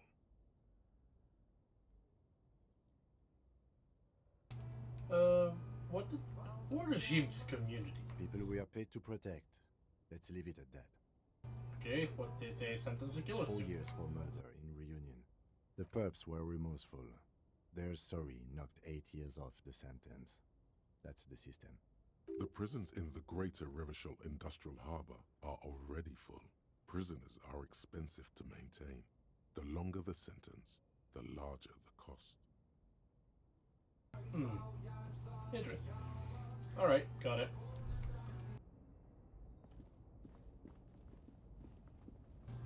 I highly doubt that this thing is related to the murder at all.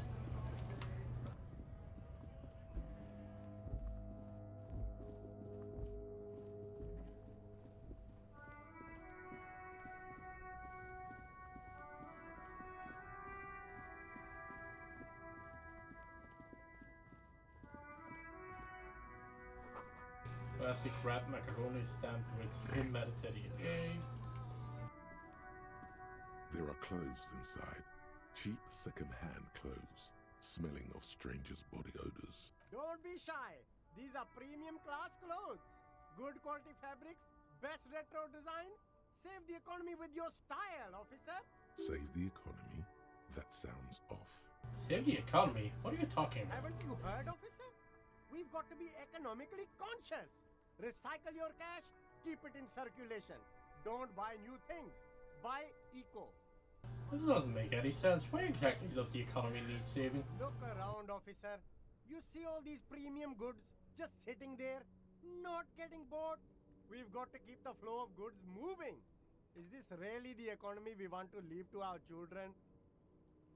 And I don't have children, I think. Too bad, officer. Kids make it all worthwhile. Without kids, who's going to be around to enjoy the economy? Don't let me stop you. Open the box and browse a little. Fuck it, browse. Find your hands deep in tattered and faded garments made from weird polyester blends that make your body itch and sweat in all the wrong places. The box smells like cat piss or like an old person with no money.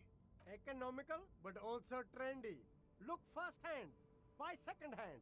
Keep the economy moving. Might find something worth salvaging. Something cold grazes your hand. Synthetic and sleek, a windbreaker. Surf, it says, but also wind, summer, 100% waterproof, and sport. All in different typefaces. Good choice, officer. Mega sporty. And it's only $4.50 for you, sir. Nah, that's a bit much. Also, hang on.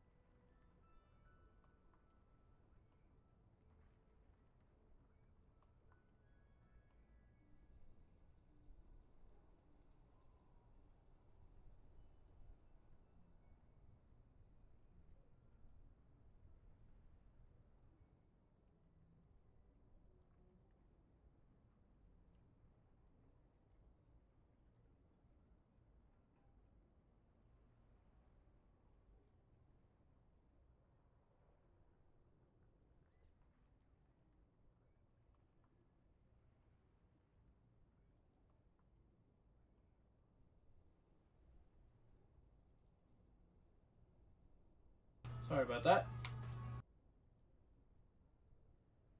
I don't want that quite. You see a Samaran street vendor surrounded by a motley assemblage of goods. When he realizes you're looking at him, his face breaks into a wide, welcoming grin. The name Sileng is embroidered over his breast pocket. Happy shopping, officer! Everything's cool here. What's so cool? Everything's cool. The goods are cool, the customers are cool, the place is cool.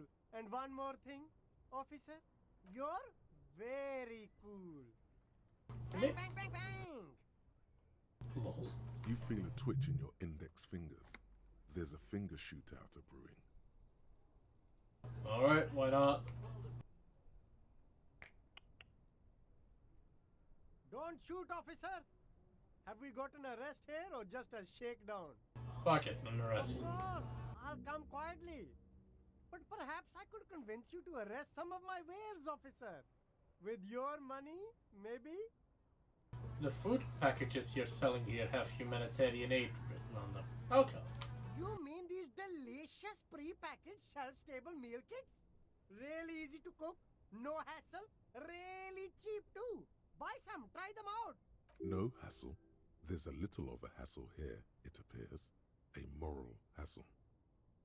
Does that beat the idea of humanitarian aid? It's supposed to be free, but that's what makes it humanitarian. I think one said not for resale on the packaging. No problem here, officer. I get all this from one of my suppliers, an extremely reputable guy. Wait. Humanex. Humanitarian aid. Does your supplier drive that Humanox lorry over there? And who is your supplier exactly? Oh, he's a good guy. I think you'd get along. I'll let you know the next time he's around. Interesting. You mean these delicious... No hassle. There's a little of... No problem here, officer. Wait.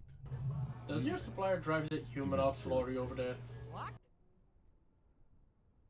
Street vendor looks over his left shoulder and stares at the lorry, as though he's never seen a lorry in his entire life. Convincing performance. Bravo. Look, officer. I'm just a retailer. You'd have to talk to my supplier if you got... Interesting. Alright. What kind of stuff are you selling? Only the coolest goods in Revachol. I've got sneakers, speakers, extremely comfy pants too.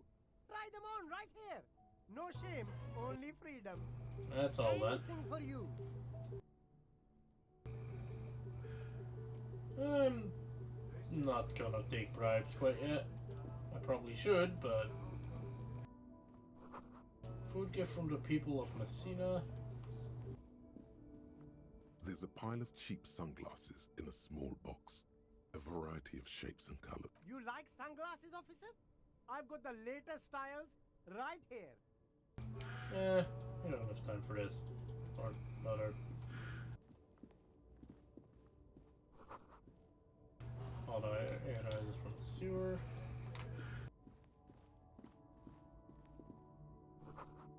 Apply to the company that controls drawbridge.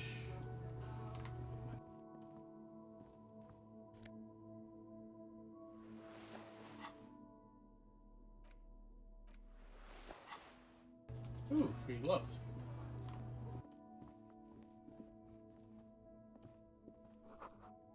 Royce Bulge. Fast cash for fast. Pistol woman. Black says DEI. Anti-cash register. Film projector. You see rows of toy soldiers guarding the rest of the trinkets displayed on the table. Some on horseback, others in rags, others yet in bright blue uniforms. All are stern and unyielding in their duty. That doesn't seem important. Hello, sir. It's not often that I see officers from the RCM in my pawn shop. What can I do for you? Sorry, I feel like I'm interrupting no, you. Not at all. I guess I haven't had many customers lately, RCM or otherwise. Who are your customers usually? All kinds of people come through here. Locals, travelers, people looking for a deal, people looking for a keepsake, people who are terminally bored. As you can see, I have a wide selection of goods for everyone to choose from. Quite the collection indeed. It keeps me entertained. His attention is drawn once more to the play of lights and shadow on the walls behind him. He's well composed, but underneath it you sense psychedelic processes bubbling. Some kind of drug, maybe. Entertained? He might be high. If he is, on what? Fuck it. Is he high? And if yes, then what is he on? Feeling warm and enthralled by the movement of light, while the mind continues to race forward. Lucky bastard. He's probably on Prolidon. It's tough to come by on the street. Prolidon? What is that? A drug developed by the military to treat and prevent radiation sickness. It has psychedelic side effects, and it makes your eyes turn yellow. Is it just me, or is it really warm around here? I try to keep the shop at a comfortable temperature. I didn't mean to offend. I'm not offended, officer. You might be able to aid our investigation. I doubt it, but I can try and answer any questions you may have. Do you know anything about the recent hanging? I do my best to keep my distance from all manner of butchery. Bad for business, bad for everyone. He doesn't know anything. Alright, that's all I got. Worker's gaze is already fixed on the dancing colors.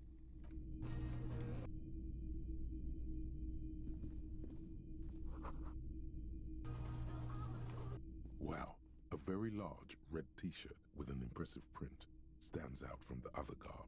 Oh yeah? Oh yeah. The print depicts a muscled man striding toward you, a giant sword in each hand, encircled by burning embers. Behind him is a cluster of cabins engulfed in flames.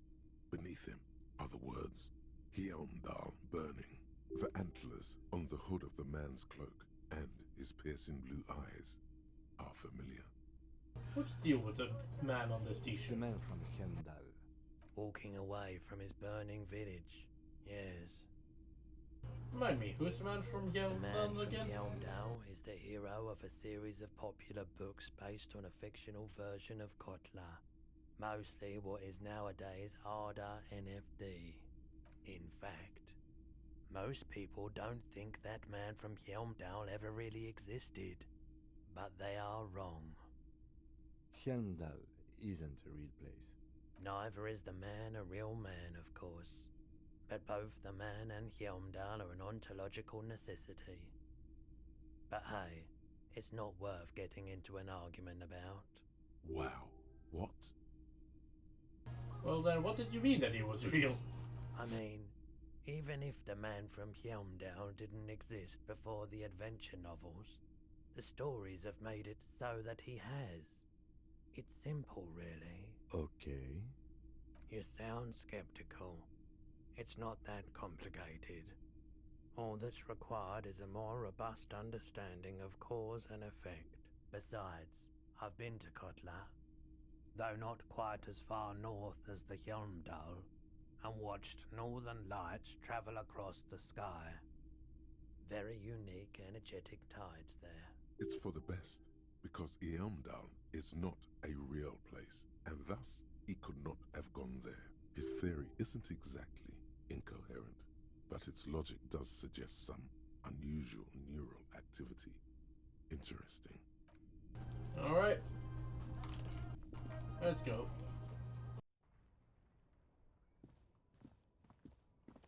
What's that?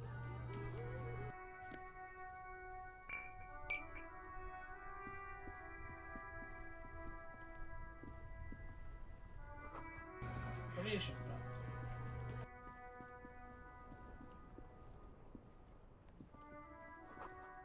Tire tracks leading onto the roof. The slush and rain have almost watched me.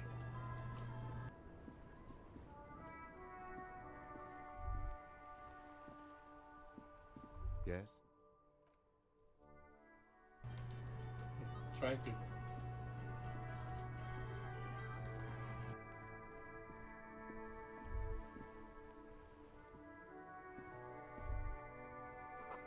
Spit at the chirps and clicks of swallows filled in. Life doesn't need to be a struggle. I'll be with you in a moment, officer. Let me just finish my sandwich. Talk to Angry Hard René first. Alright. Have you no shame? Whining about your back every time you bring out the measuring tape. René, you're a man with a fork in a world of soup. Please, let's just try to enjoy the game, alright? I'm trying to, but you keep breaking my concentration. You're old. I can see that. We're both old. Now stop grabbing your ass like it's a girl. These manly men are playing balls. This is a ball game. Grab a ball and play it. Don't ask questions. Shoot first. Ask questions never. Shouldn't I ask what game it is first? No, you got this. There's the ball. You're the game. Better observe them See? first. Your munching and complaining have ruined my concentration. The man throws a metal ball toward a smaller wooden ball in the sand, missing it by a meter. Could the objective of the game be to throw the metal ball so it lands by the wooden ball? Ah, mon Dieu. The pain in my back is unbearable. I can't even say if it's in my back or hip anymore. Feels like it's in both. He tries to measure the throw. I hope you pass out from it. You goddamn jellyfish. Men like you are the reason this nation is sinking. Standing tall and proud, he looks at his partner with his Trying to throw something as close to a predetermined point as possible. Measuring. This must be the age-old game of petanque. Shush. Ignore them. They don't know what they're doing. They're old. You are letting down yourself and the team. Get in the damn game already. Wait, what team? Doesn't matter what team. Pick a team. Any team. The blue team. You're letting them down. Get in the game and throw the goddamn ball. Why are you so mean to me? Eyes on the ball, Dinky Winky. I'm not getting involved in the game. That's rude. Sure, officer. I am René Arnaud. And my specially abled partner here is Gaston Martin. How can we help you?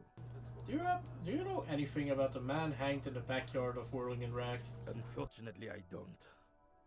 Unlike most of the locals, I have no qualms about assisting law enforcement. But this affair has passed me by completely.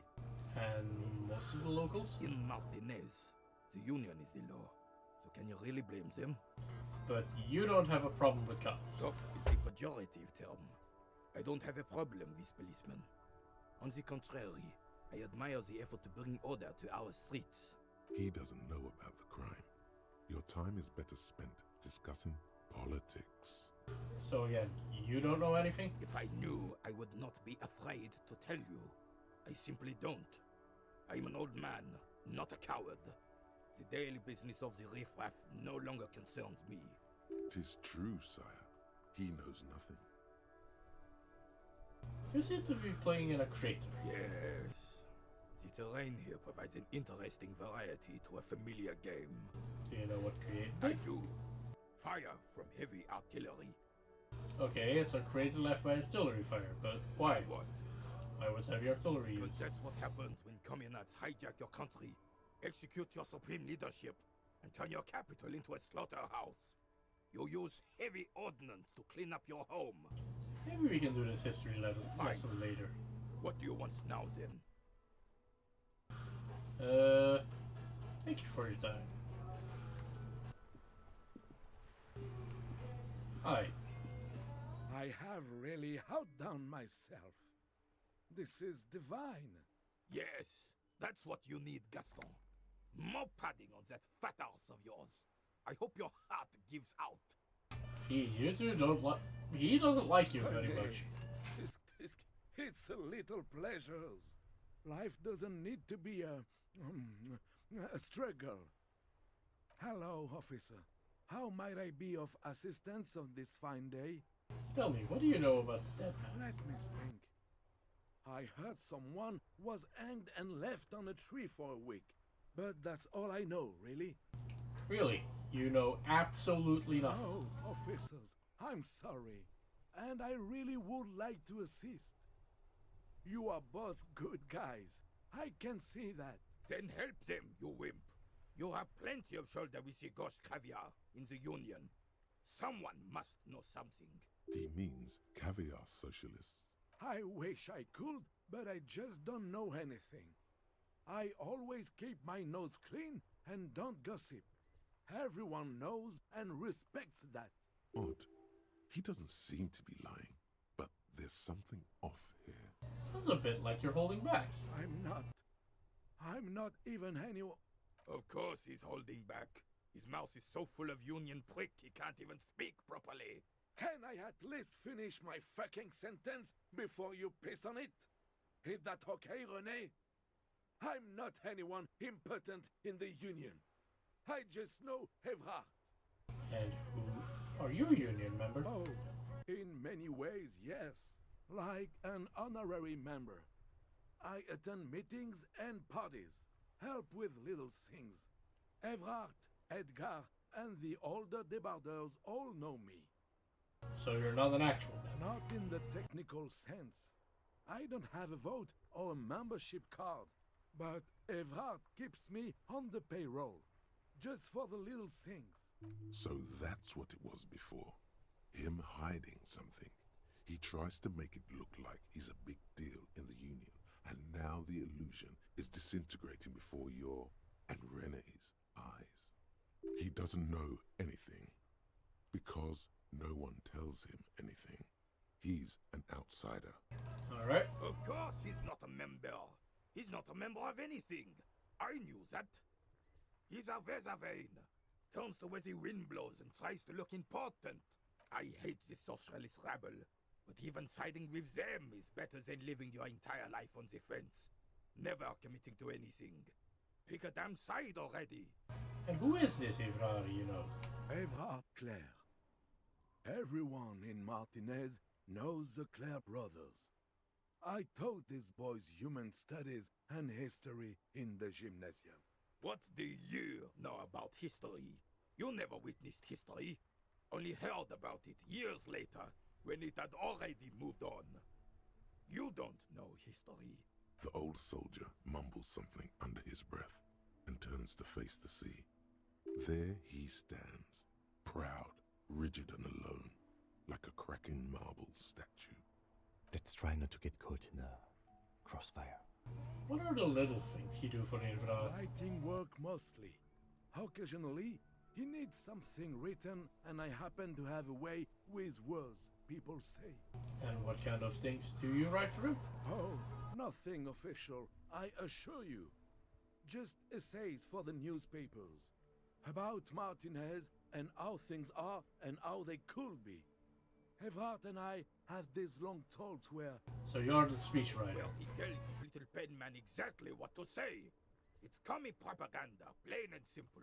You should be ashamed of yourself. Alright, thanks. That's all for now. No, thank you. For being consummate professionals. You'll have this case wrapped up in no time.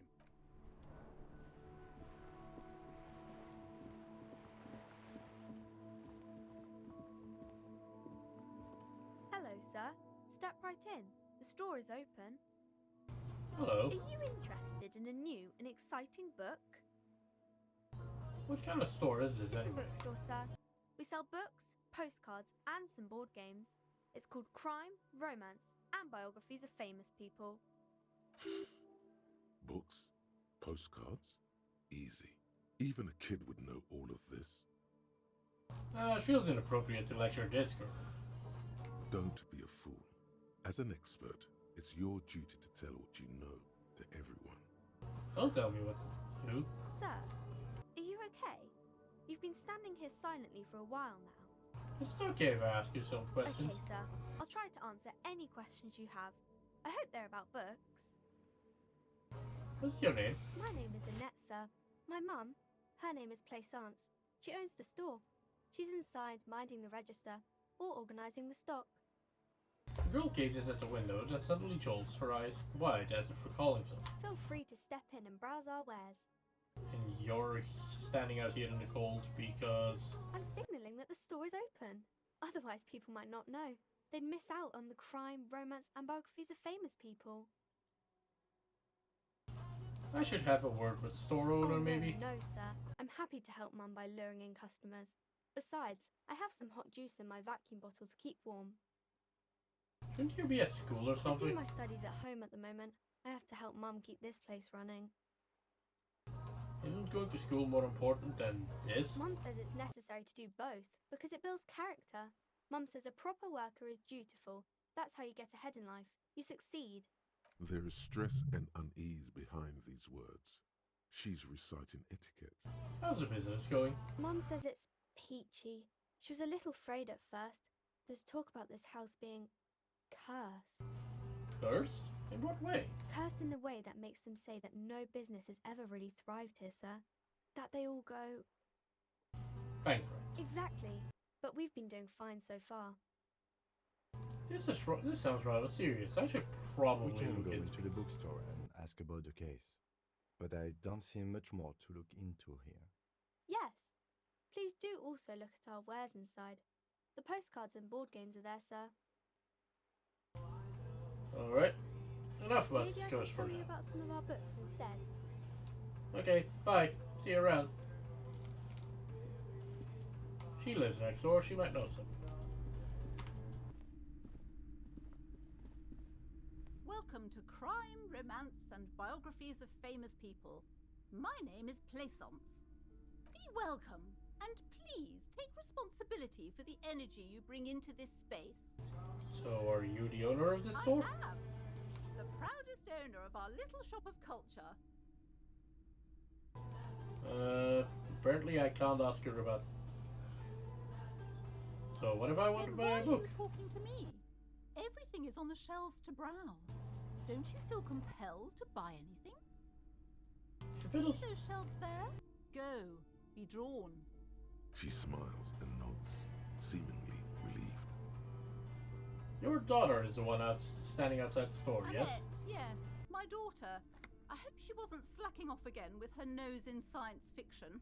Tell me, was she at her post doing her job like a proper girl? Yes, of course. Wonderful. Did you talk to her? Yes. Great. On a scale of 1 to 10, how compelled were you to buy books after talking with her? I'm not going to create a human being. I don't do that. It's not personal. It's about proper sales practices and market research. I expect an answer. Let's just say 10. My precious, her dedication brings joy to my heart. If you have children, I hope they turn out as great as my Annette. The way you're handling her strikes me as wrong. Mind your own business, sir. In our society, people don't get to tell each other how to raise their children. It's none of your or anyone's business. Denial is the way she copes with criticism. Alright, let's change The the woman subject. before you scans the store. Farewell, book peddler. Well, she seems to be completely unhelpful. Also, I should probably set the timer on this.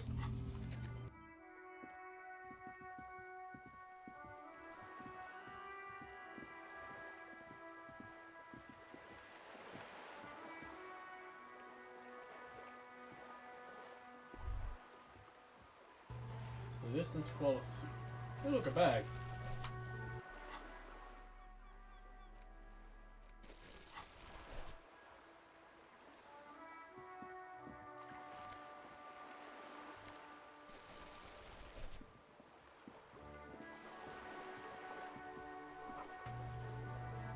Bullet holes. Apparently that's just normal here.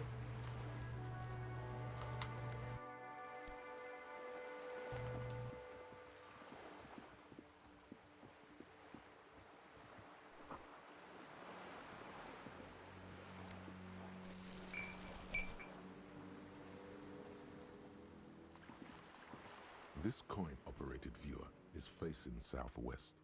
Its coin slot is full of fossilized bubblegum, rendering the machine permanently inaccessible. Vandalism. Probably some kids. A simple but clever solution to ruining a coin-operated viewer. It took ingenuity. Poor little viewer. The metal feels cold and wet under your palm. It looks unhygienic. Guess might as well A look thick inside. layer of graffito covers the lenses.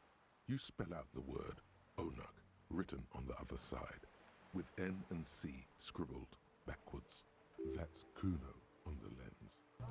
Oh, shift Under your the focus to the graffito, background. a sea of blues and greys appear. Behind the water lies a coast studded with concrete and reeds. On it, a church on stilts, lanky weather-worn wooden planks, an X-shaped cross topping its tower. You know this to be the star of Pericanasis, or the Cairo, the central symbol of the Pericanassian church, a star, a great moral height to be strived towards. Around the large wooden building you see chunks of sea ice gathered on the beach, and a small tent set up on the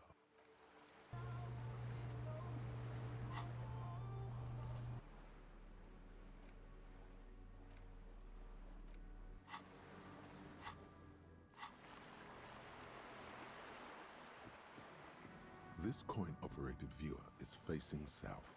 The instruction manual says to insert 25 centimes and pull the handle while looking inside.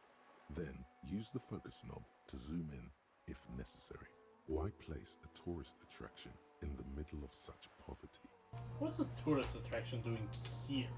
There was a revitalization project in 49. A design studio tried restoring Martinez to its pre-war glory. It didn't stick. What happened? They got as far as the street lamps and the statue on that intersection. Then something went sour. I suspect that something was Everard Clare, the union leader. He muscled them out. It's how it usually goes around here. The lieutenant adjusts his collar. It's frisky outside.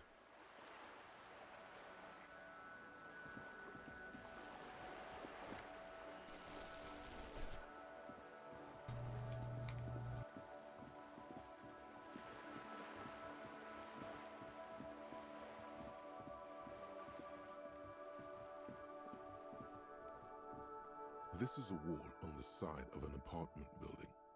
Why am I looking at this wall? You have no clue. It's just a wall. So many walls all over Martinez. Weather-worn, cracked, their paint peeling.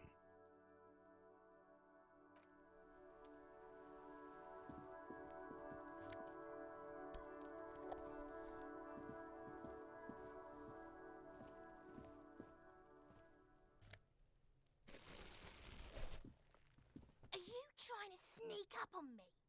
Come to slit my throat in my sleep? Logic error. She is not sleeping right now. Pig's come to take me out. Trying to snuff me out. Are you sleeping right now? Don't get fucking clever with me, pig. You think you're so clever. Alright. Just done the react with these guys. Burn hose. That would be useful until snowballs. Chairs and tables. More bullet holes. I would like to bum hats.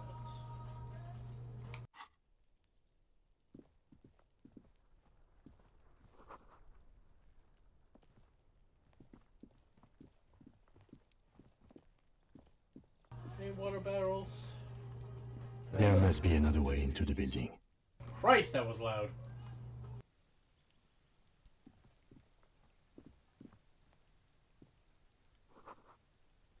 A balcony with a nice view to the yard and the hanging.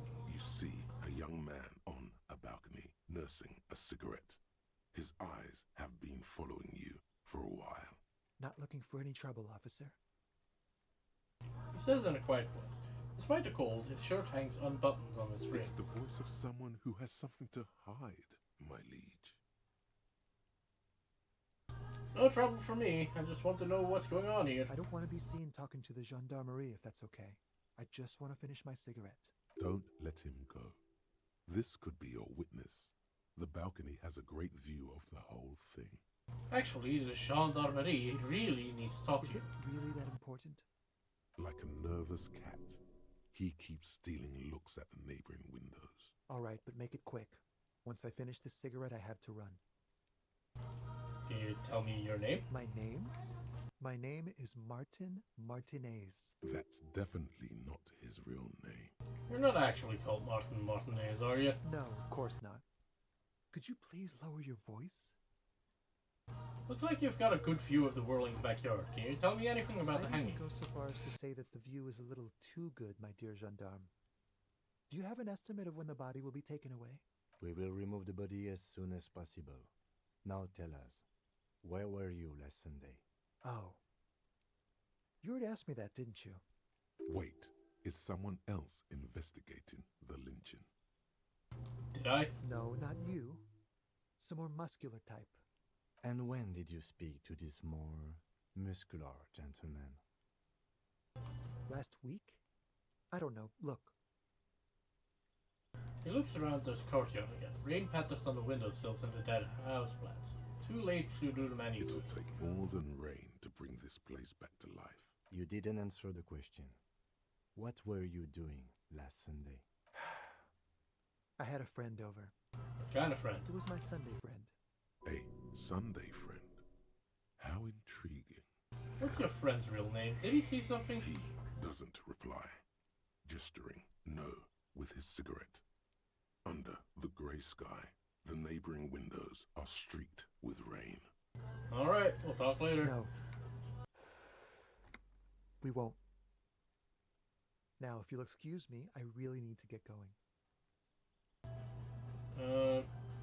We're not convincing him of shit. Good luck with the investigation.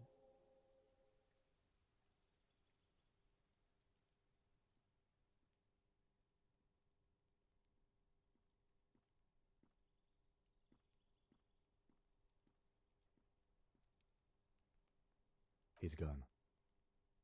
We should run after him, see where he went. No point in running. Tenements like these often have multiple exits. If he doesn't want to talk to us, then he'll know how to hide himself. So we just give up? He could be a witness. Him or his Sunday friend. Either way, we need to look into that muscular type who's asking about our case. There has to be a way of getting inside the building. Once we found a way in, we can ask around for his apartment. Great, let's do that. A stone, like any other, lying in a whirl of sleet and mud. Maybe there's something under it. Turn it over. There's a key beneath it, rusty from the dirt. This must be for the front door. Pity it doesn't have the apartment number on it. This building has hundreds of apartments. How are we going to find the right one? We'll just have to go in and see. Guillaume Le Million. Bad news.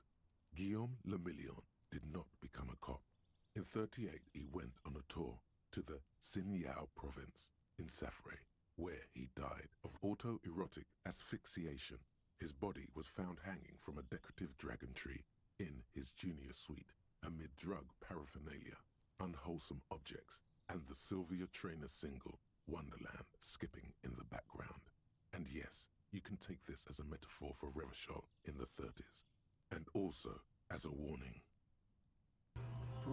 +1 take, paint threshold, blood oxygen is boring, all pink. All psyche learning caps raised by 1. So that's just straight up positive, so I should probably hang on to that.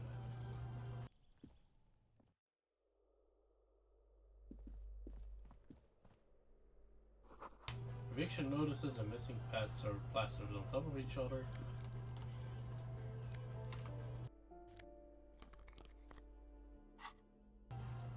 Flip of glass.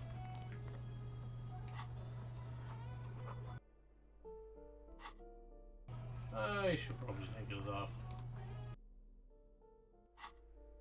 My psyche is bad enough as this, I should probably not make it worse.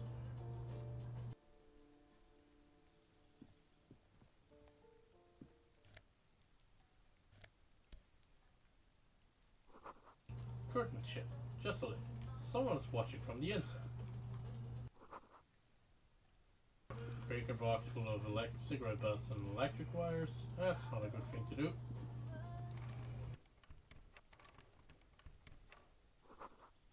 Just a little.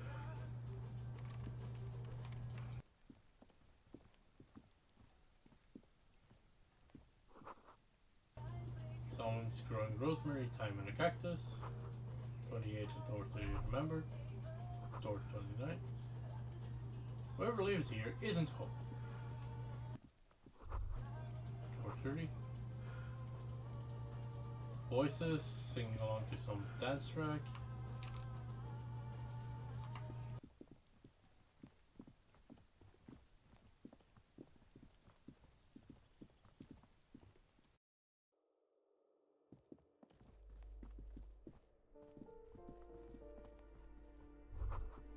An old shoe rack. Boots, sneakers, and also. Shoes come in 3 different sizes. Lower than 12, loud snoring.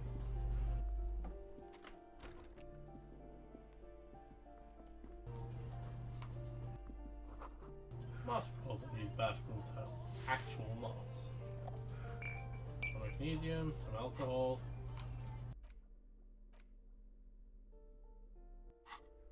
I do not need less morale.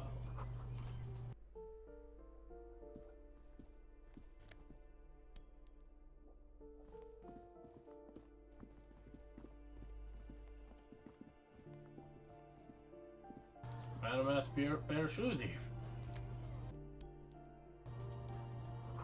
Someone has drawn a 5-pointed star.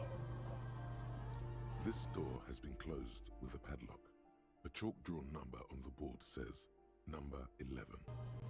It's a solid lump of metal, but the shackle is deeply corroded. A solid pair of chain cutters would make short work of it. Better whip out those cutters. You won't get very far otherwise. Maybe knock first? No reply.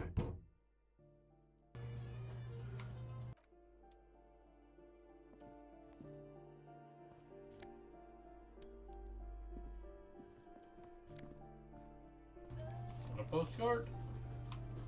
You hear someone walking around inside, rearranging the furniture. The number on the panel says 10. The walking stops abruptly, but no one comes to the door. Rearranging the furniture, are they looting the place? A poor communard, from the looks of it. The room is barely bigger than a closet. That was not the right line, I think. Who is it? It's police. Open up. Have to open the door? You hear the clacking of heels again, as the other side walks right up to the door. Her tone is now getting a defensive. Do you have a warrant? I'm not obligated to open the door if you don't have a warrant. Let's go. We don't have a reason to get inside that apartment. It's generally easier to do things if you have literally any reason. Fair it is. Fair enough. Door number 9 is locked.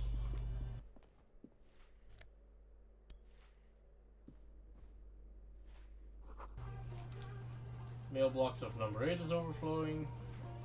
Give me a moment. An elderly woman is leaning on her broom, her knuckles wet as well. She seems to be having trouble The cold never does breathing. any good for my bronchitis. Are you alright? Should I call a doctor? I'm fine. Fine. Don't you worry about me. Now, what do you want from me, policeman? She's the cleaning lady. She knows the floor plan and the residence. I have a few questions about those apartments. Ask away, policeman. It's one of the residents on vacation. Their mailbox is overflowing. People come and go. I don't keep an eye on everyone. They probably just moved or died. Hopefully somewhere else. Who lives in apartment number 10? No one lives there. It's been empty for months. But I talked to someone through the door. Impossible. I would know if someone had moved in there. Maybe it's those countercultural people again. Breaking into a house like it's a public space. You're a policeman. Be good and take a look, will you? Sure, I'll go see what I can find. Great. Young people. They're worse than rats. You know, always littering the hallways with trinkets and empty beer cans. Who lives behind the padlocked door? Oh, that one is a scientist, a future scholar. I think he studies astrology at the community college. Education's good. I always tell them to study. Astrology? Something to do with all those stars around his door. He asked me to leave his drawings up on the wall. Are you sure you don't mean astronomy? That's what I said. Astrology. The lieutenant shakes his head, as though to say, let it go. That's all, thanks. She mumbles some kind of a response, then hacks something into her handkerchief. I'm looking for a young male in his mid-20s. Dark hair, skinny build, a smoker on the balcony. Yes, yes. I know who you mean. The scrawny boy who's always smoking like the devil, right? She looks at the other end of the hallway. Somewhere in the building, a child starts crying. You hear a radio tuned to a talk show and someone taking a shower. What's he in trouble for? No trouble, I just want to talk to him. Do you know where he lives? Talk?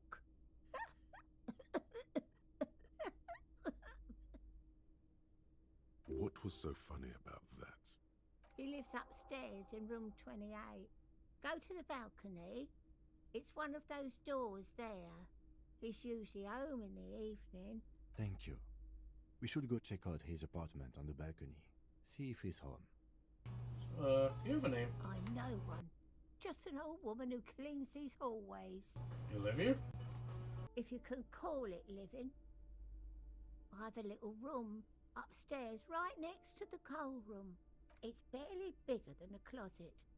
But I don't complain, no. I have my bed and my aching bones to keep me company. And that's all I need from this world. She hasn't spoken to anyone for a while. Even her sentences feel rusty. Well, thank you. I'm off.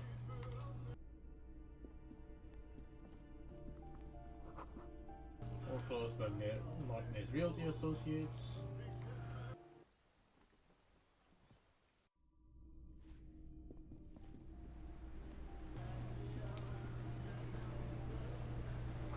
Seagull looks coal and rented gray. And someone has thrown down the wall.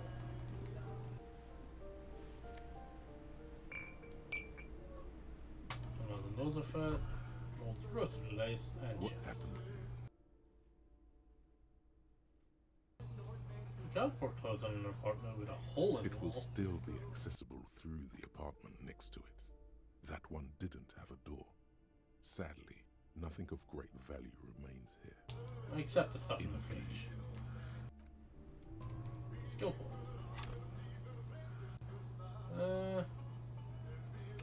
If I had any good psyche. If I had any room for that.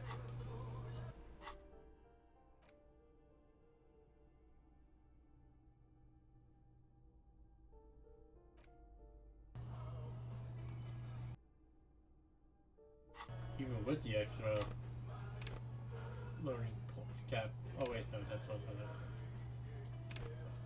Well, I guess I have a level of volition so I don't instantly die if something shocks me again.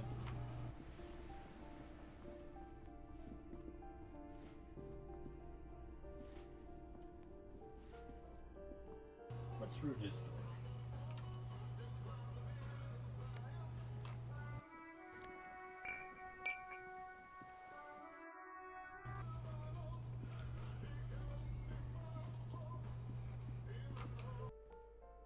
You hear someone walking around inside, rearranging the furniture. The number on the panel says 10. His apartment is supposed to be empty. Did you break in here? You, me? Of course not. You have plenty of reason to enter. Yeah, I don't need a warrant if I suspect there's been a break-in. Oh, come on. Well, that was easy. That was smart.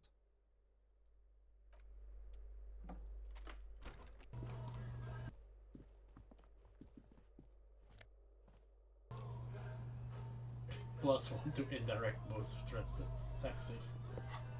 What?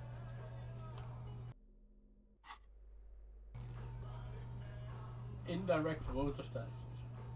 So I define mattress. That's the pack of medicine. Don't be ridiculous. You can hear it swarming. Hi. My name is Marielle Charpentier, and I'm an agent with Martinez Realty Associates. I am not breaking in, as I have every right to be here. The keys, see? Boy, there are a lot of different keys there. More than 20, at least. Do you want to see my ID as well? You can't legally ask for it, but why not? Want to see my residence permit too? Let's inspect the passport. It feels flimsy in hand, with the words Revachol Zone of Control written under a nondescript municipal logo. There's a picture of her with shorter hair inside, along with all her personal details. Everything seems to be in order. Thank you. Do you have any questions? I need to be back in Midtown in an hour. What are you doing here? I need to get it ready for the next lease, but as you can see, the previous tenant completely trashed the place. Reprehensible. Who lived here?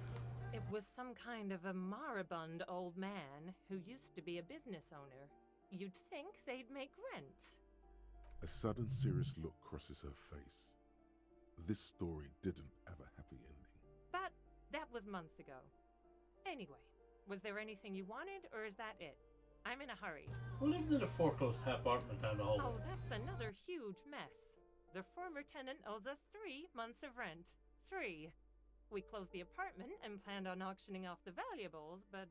And again, I have no idea how stupid mistakes like this can even happen. But Ron, when he came to close the door, didn't close the neighboring door.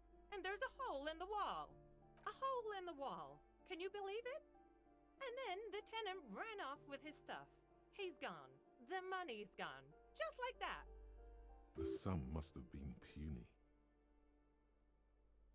Couldn't have been that much. These apartment looks pretty shabby. These apartments are perfectly fine. They have gorgeous architecture, a million-real view of the bay, good ventilation, neighbors, life, spark, and they are affordable. I'll tell you, Martinez has a future. In a few years, it's going to blossom with artists and creatives and those radio computer wizards. The money's also disappeared, I think. Well, it does not disappear from my hands. No, I don't let it. So wait, what happened with the wall? Don't ask me what happened with the wall. I have no idea how we're going to find the time or resources to fix it. Both apartments are now unrentable. Both. Of course. That's all, thank you.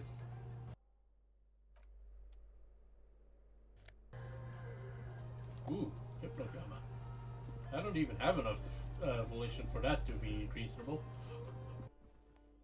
This door has been closed. I should probably not fuck with that. Well, Give me a moment. I didn't find any counterculture people in apartment number 10. It was just a real estate agent setting up the room for new tenants. I see. I hope some good people are finally going to move in. This place needs them. I'm sure everything will be fine. This apartment building needs slow change. Imperceptibly slow. Yes. Well, I hope they're good people. Your statements are too vague to comment on. Alright. I mean, I don't know if I wanted her to comment on anything.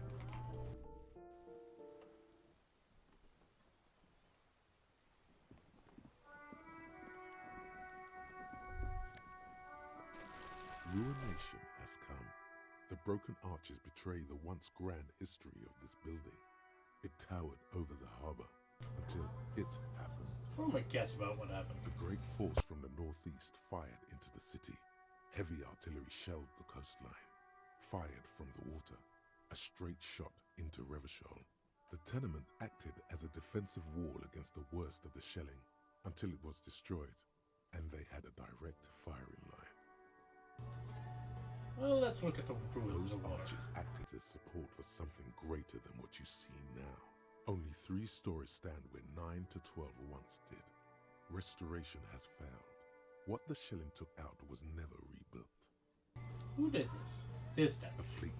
The combined armies of Occident and Grad, with Mesk volunteers, a 5-nation army, hundreds of vessels. They massed airships further down in the Bay of Revachol.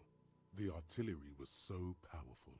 The ships not only required gyroscopic stabilization, they were anchored into the ocean floor as well.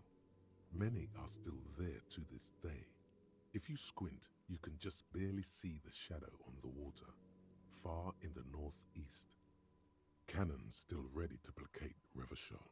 Coalition warship Archer can shoot 50 shells a minute on 20 co-aligned archers. They will reach the city in 58 seconds. They can use. The waves of the Martinez Inlet roll over the fallen remains of the building. The dark waters obscure the better part of the remains. What didn't fall into the ocean was used as scrap. What wasn't used as scrap was thrown into the ocean. Time to go. I don't think we need to be asking Kim about that. At least try and at least pretend to be a normal The human being. streets will flow red once more. A great torrent rushing down Rue de Esperance. You wait and see. The streets will not flow red with anything. Who are you?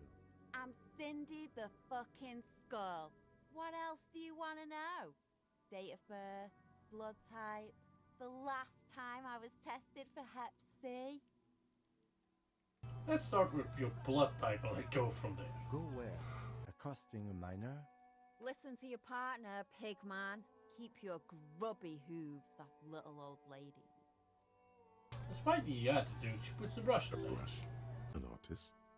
The red splatter is urban expressionism. That smell coming from her paint bucket. It's not paint, it's heavy fuel oil. Red-dyed heavy fuel oil is only used in government vehicles, or at least that's the idea. What are you doing to the wall? Can't you tell? I'm painting a beautiful mural, an aereo graffitio visible from low orbit. I haven't really started it yet. I'm waiting for the right words. So you don't know what to write. Have you ever tried your hand at graffitio? When faced with a blank wall, most people write unimaginative stuff, like pigs go home and Mona was here. We rarely see pigs round here, though. Just union cats. And my name's not Mona, so... So why are you so committed to defacing the building then? This place is severely lacking in havoc. Not even the occasional trash can fire to break up the tedium. I thought I'd mix it up, you know, summon the forces of crime and social chaos with a wall-sized invitation. I have an opinion on this. Do you want to hear it? Yeah?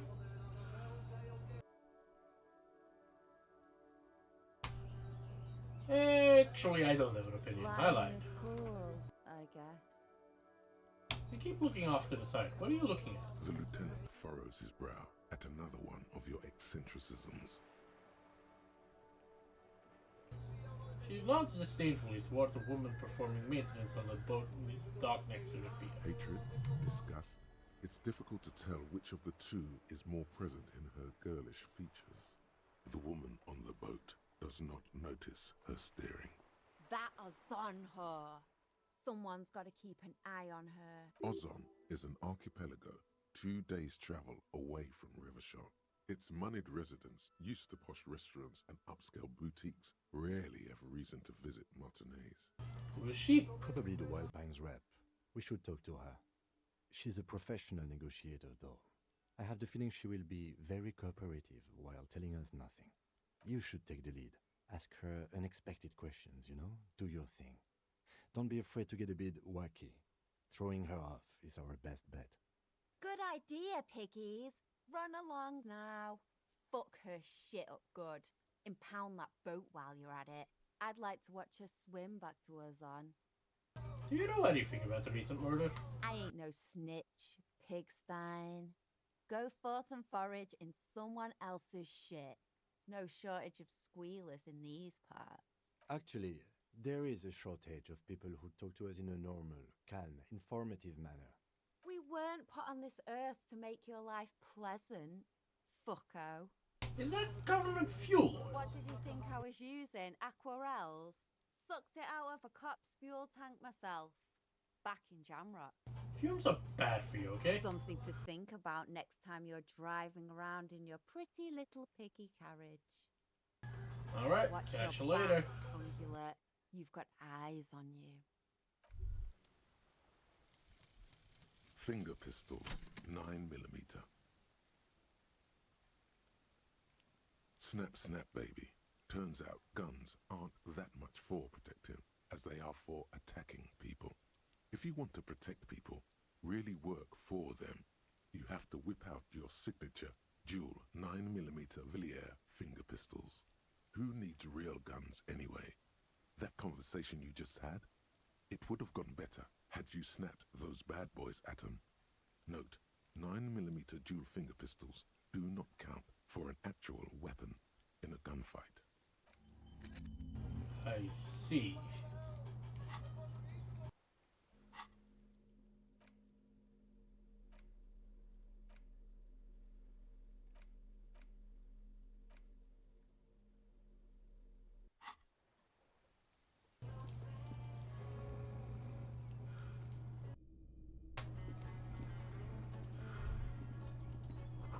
A 100 tiny feet scaling beneath the green. The rats of the city.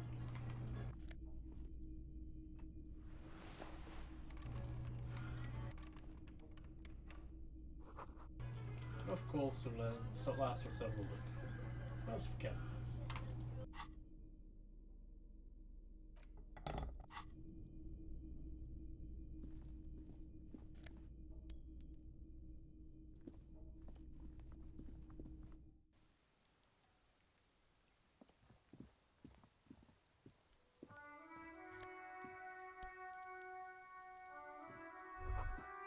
Dorsal, come get it. Cheers me. Someone lives me.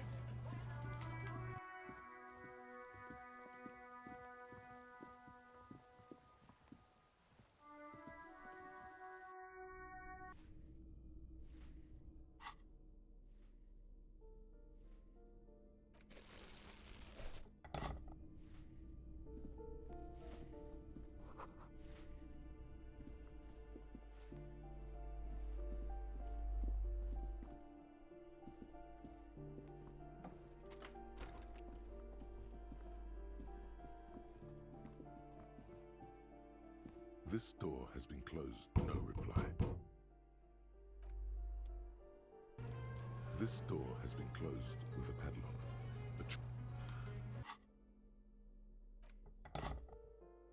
This door has been closed with a padlock. A chalk-drawn number on the board says, number 11. The shackle snaps like a twig, and the lock falls to the floor with a little thud. It should be possible to enter now. After you, detective.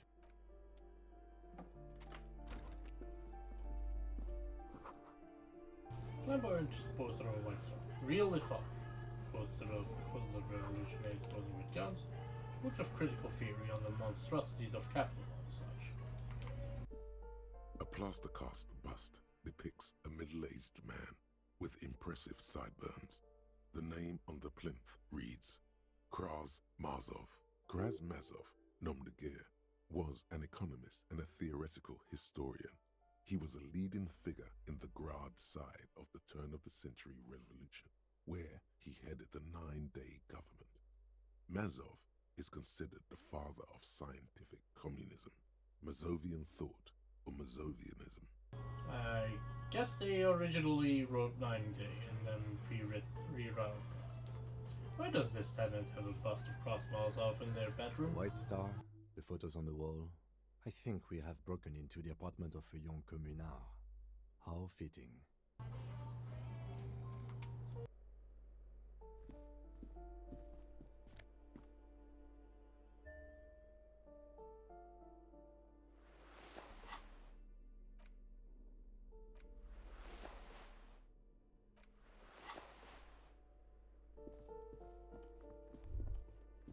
That isn't just a five-pointed star. It's an inverted white pentagram cradled in a wreath of antlers, the iconography of communism, in other words.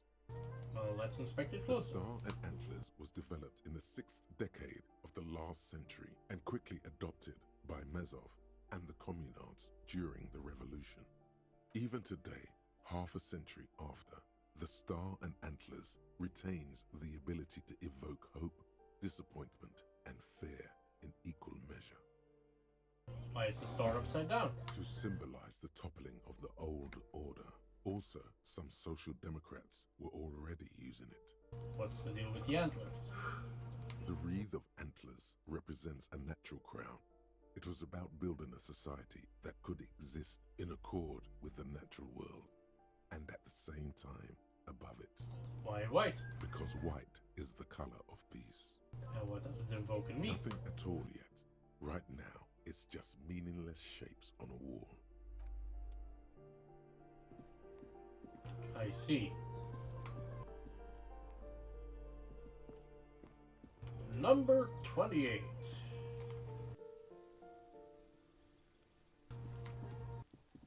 That's where he lives, apparently.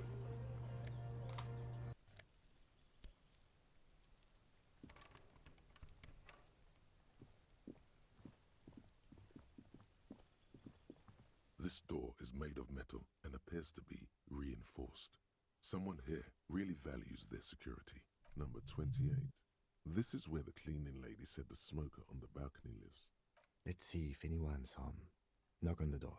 No one answers. Looks like the young man we are looking for isn't home. I think our best chance to catch him is in the evening. He looks around, taking in a cold We spring. should return tomorrow after we have finished with our day's work. How about 9 p.m.? Sound good? What do you mean? Smoker on the balcony. This is why we're here, right? Don't worry. It's mostly all still here. You can remember things. You got this. Sounds good. Tomorrow, 9 p.m. 9 p.m. right here. Apartment number 28. Good, let's go. Damn. Turns out it's quite tricky finding someone in a big apartment building. Don't worry. You'll get him. Remember, tomorrow.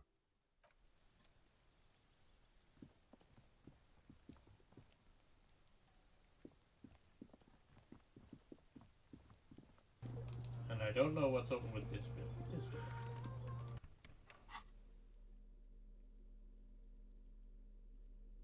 Can I pry it open?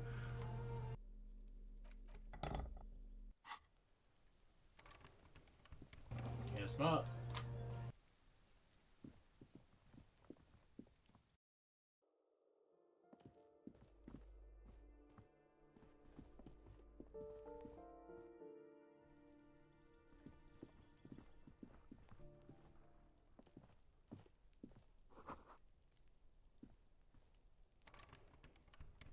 Just a closed door, but you look at it suspiciously.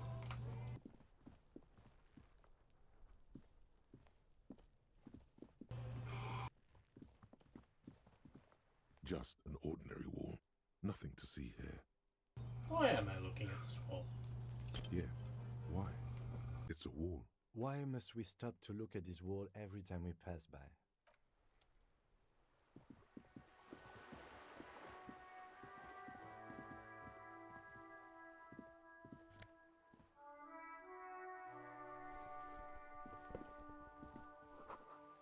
Inside, the frame of a motorcycle in repair, and the used tools are used to disassemble it.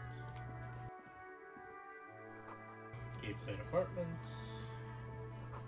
Rue de Saint-Ghislain, Roundabout North.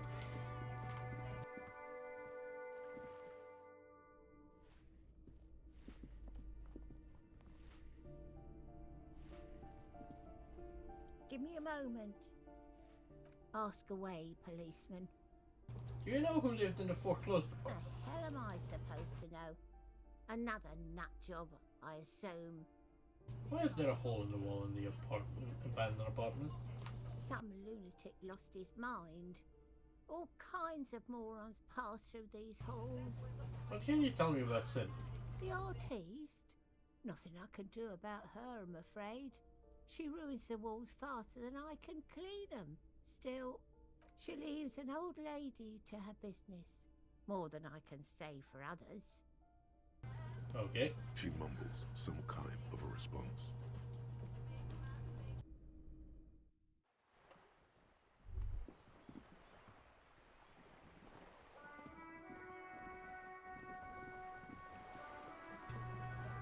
An empty thought wheel, is that a bug or did something go wrong?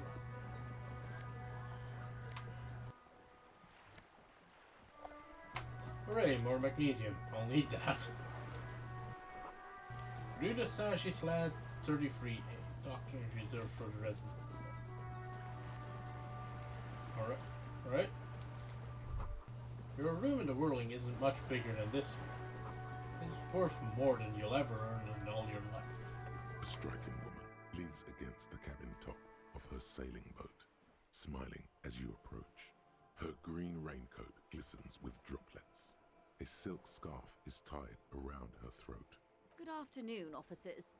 I'm Joyce. Joyce L. Messier. I represent the board of Wild Pines, the owners of the harbour. You gentlemen must be from the RCM. He steps closer and holds out her hand over the rail. Joyce L. What does the L stand for? My maiden name. Shake her hand. I'm glad to see you here. The grip is tight and cold. Like steel. There is strength there. If she wanted, she could sink her nails deep into your skin. I was dispatched to handle a strike, not a lynching. Anything I can do to assist the RCM in this matter, I will, gladly. That is good to hear, madame. My colleague will take the lead on this interview. I should let you know that he is recovering from an unusual medical episode. Very unusual. But I can assure you of his ultimate competency. There's a trace of irony in his voice. Mischief, even. This is a tactic. It happens quicker than a shooting star. But did the lieutenant just wink at you? How interesting. I wish you a swift recovery. In the meanwhile, you have my full cooperation, and the full cooperation of the Wild Pines group. Alright, so he told me to keep her off guard, so you seem rich, can I have some It's tea? what you want to say, but it isn't that easy, is it? Wait, what? Why not? Look at that lady. Take a gander. Squint your eyes. Well, what nice fabric? Why, yes.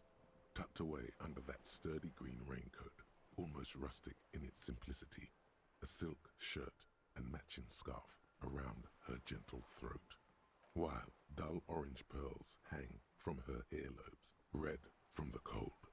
Her light green eyes scan you, full of knowledge and worry, wealth and all its possibilities.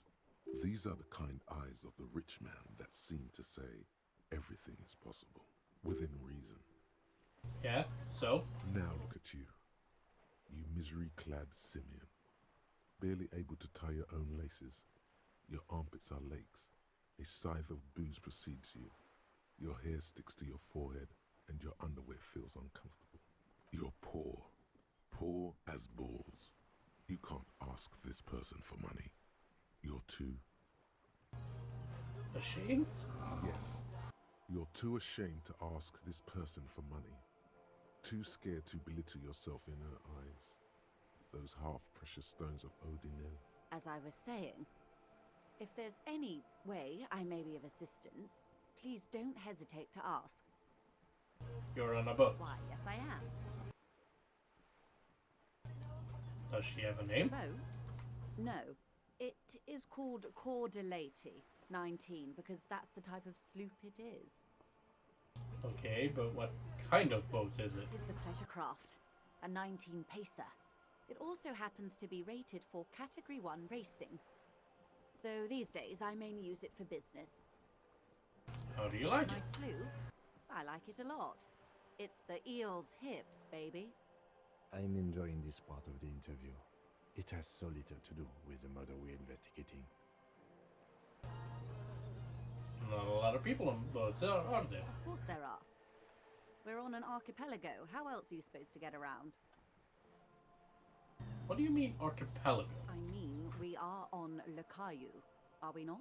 Technically, the neighboring Ozone and Fas Alamer island groups are archipelagos, while La Caillou, by contrast, is a single fertile landmass, the fourth largest island in the world. It is not an archipelago. Wait, I thought La Caillou was one big island. Okay, if you want to get technical, the point is we're all on islands here, and sail is still the most expedient way to get from one island to another, especially when you're in a hurry to resolve a strike. Still, I haven't seen anyone else sail a boat around here. I haven't seen anyone else drive a souped-up Capri Kenema motor carriage either.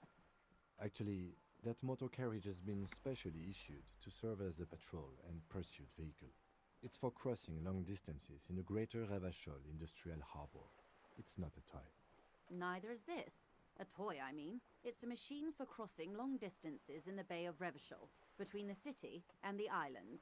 You need to make this lady admit she's only riding around on this boat because she's rich.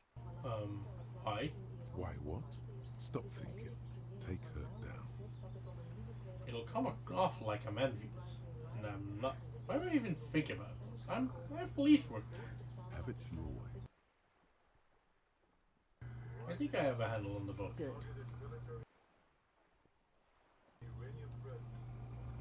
I mean, she's not gonna tell us anything, but... Quite a few things, What can you tell me about the lynching? The information I'm to share with you includes sensitive trade secrets. For the sake of my employer, I have to ask for your names and badge numbers. Okay. Of course, ma'am. We should have introduced ourselves. I am Lieutenant Kitsuragi from Precinct 57. And this is my colleague from Precinct 41. I'm afraid he doesn't have his badge at the moment. I hope mine will suffice. How curious. Why is that, Detective? Remember when my partner told you I'd recently suffered from an unusual medical episode? My last badge is related to it. I see. So, are you saying you lost your badge during the course of this episode? Yes. I can't hear you, darling. Speak up, please. It's possible. After a night of heavy drinking, I lost all my memory of my life and the words. Oh dear. Some kind of encephalopathic amnesia. I don't even know how to respond. I do believe you, naive as that may sound. I simply can't imagine what you gain by faking such a condition. I mean, a lot of things. As I said, ma'am, his technique may be very unconventional, but he is an officer of the RCM.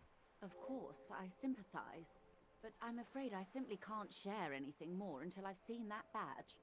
I see. She's a professional negotiator. She should be open to some sort of mutually beneficial arrangement. And I'll find it somehow. Let's talk about something else until I do. Of course. But before we do, officers, let me be perfectly clear. The situation is extremely volatile. The sooner we can speak about this lynching business, the better for all of us. Alright. What can you tell me about the strike? Right up to, but not including, trade secrets. What is your role in this precisely? I believe the official title is Senior Labor Negotiator. In practice, I'm a grocery clerk. I relay the union's demands to Wild Pines and return with Wild Pines' counteroffer. And how are the talks going? They're not. That's the problem. The union stopped all negotiations a week ago, after that awful lynching took place. Wait, she just admitted that the lynching and the strike are connected. Now they won't even let me into the harbour. There's a 2-meter-20 racist behemoth blocking the gates. Oh, you mean Measurehead? Yes, Jean-Luc Measurehead. Oh. Well, that helps. How were the talks going before the... Oh. Maybe I should point that out. Oh, so the strike is connected to the lynch. Yes, I believe there is a connection. But that's a subject for later. I see. How were the talks going before the lynch? Let's say I was not making the kind of progress I'd hoped for when I first arrived. And when did you first arrive? I arrived 3 weeks ago. Yes, in the middle of February. The bay was still partially frozen then. I prefer to do these things on site, like the RCM. But the strike began in December. I wasn't the original negotiator here. I took over after Mr. Gaumont hit a wall with Mr. Clare, the union boss. Mr. Clare refused to speak with Gaumont despite concessions he'd granted the union in prior negotiations. This isn't the first time the union has gone on strike? Heavens no. There have been 2 prior strikes. Both times the union won significant concessions, including overtime pay and a medical plan. This time their demands are more, I guess you could say, aggressive. Ludicrous, even. It's meant. What happened to this Gaumont? Mr. Clare told him to... how did he put it? Fuck off, midget. Gaumont is short of stature, you see. Okay, then. Yes. Keep in mind, this is a negotiator Mr. Clare has worked with before, and who was more than fair with him and the union. What are their demands? There are leaflets everywhere, and banners. What did they say again? Oh yes, every worker, a member of the board. Most of the workers probably don't know what that means.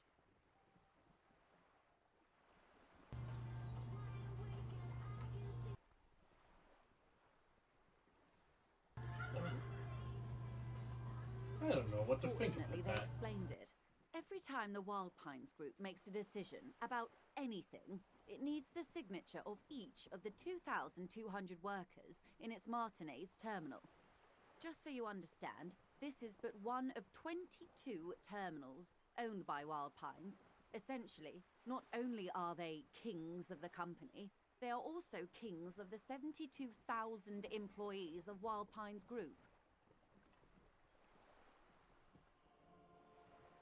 It's pretty funny, I have to admit. They're having a blast. But how can they afford it? After 4 months, my assumption was they would prefer a more practical solution. What are you going to do? I'm not sure. Naturally, I assumed that was just their opening position, a hard-nosed tactic with a side of mockery. But there's been no follow-up, just the same nonsensical slogan repeated over and over again. And now, people are getting lynched, I hear. Behind the whirling in rags. A disastrous situation if there ever was one. Excuse me, from whom did you hear about this lynching? I first heard it from the boyar at the gates. The one whose very name advertises his aversion to work. I think he said it was, "Call me mañana." This checks out. Tell me about this union boss, Mr. Clare. Everard Clare is a man of the utmost integrity. If you can say one thing about him, it's that he always puts the interests of the workers first. Really? Of course not. Everard is fantastically corrupt. I imagine he has a thick, viscous goo where you and I have blood. If you were to prick it with something sharp, you could see it oozing out. A knife, maybe? No, a rapier. You sound like you're about to take our rapiers to him. Oh heavens no. We get along just fine. Yet now that you mention it, I can't stop imagining that black treacle just dribbling down his double chin. He is the most corrupt individual I have ever seen, and I deal with men like him for a living. If there is anyone more venal, more irredeemably nepotistic, then it's his twin brother, Edgar. Wait, there are 2 of them. Yes. Edgar looks exactly like his brother, except for that lazy eye. He also talks exactly like Everard does, and when one's term as foreman is up, the other takes over. It's how they circumvent the term limits, you see, with a funny little switcheroo. While in office, they've embezzled God knows how much of their workers' dues. What about the union itself, outside the Brothers Clan? The Débardeurs Union was once a perfectly normal institution. 20 years ago, anyway. It must not have been easy to establish under the Emergency Act, but they did it. I can respect that. Organised labour at its best, as they say. Then something happened in the local chapter elections. The Brothers Clare came and transformed it into a how do you say? She hesitated, looking for the right expression. A mob. The Debardeurs are a crime syndicate. Sad as it may be, I suspect we'll be forced to cooperate with them. Refreshingly honest, officer. The company has tried appeasing in the past, but I'm afraid our concessions have only emboldened Evrat and his brother. And your opinion, Detective, if I may ask? I'm a curious and talkative person, you see. Would you say the Debardeurs Union is... I prefer not to have an opinion on these things. Of course, officer.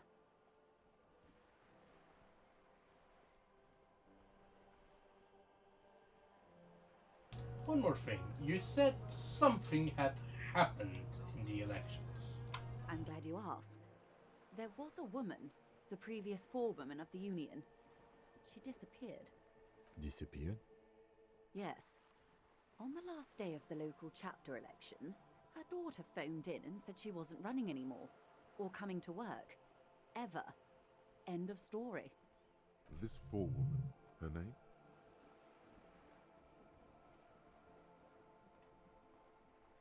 This forewoman, her name? Sadly, the company records do not even give a name.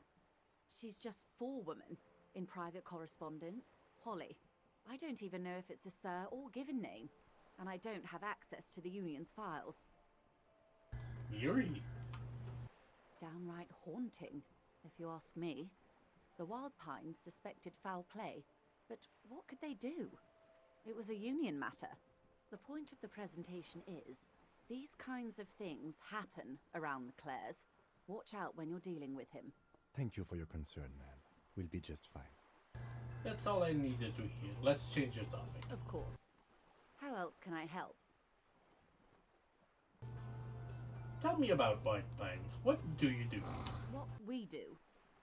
I'm afraid I don't speak for Wild Pines as a whole. It's a giant undertaking. There was a touch of discomfort there. She wants to merely represent.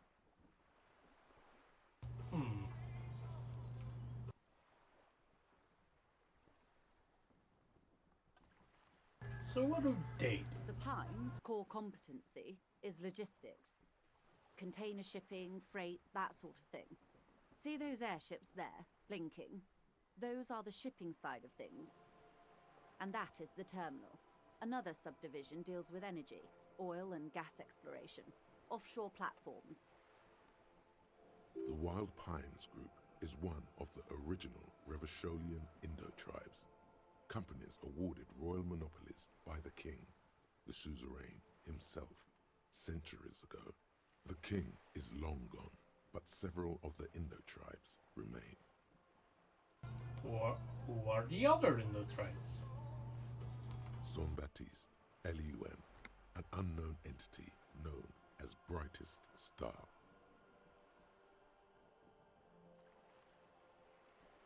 You're in good company, it seems. Why, thank you.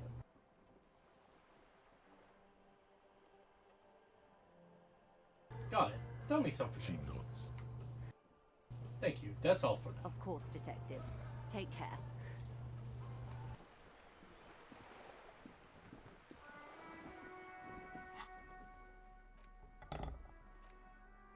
I should probably not keep on to those, or hold on to those.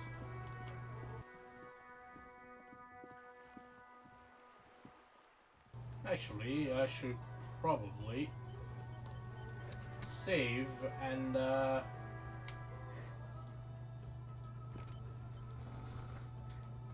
end up here.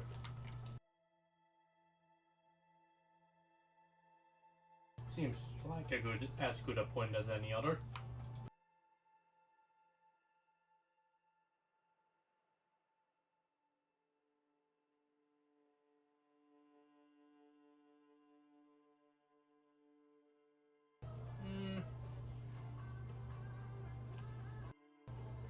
Let's just go hang out with Nadian.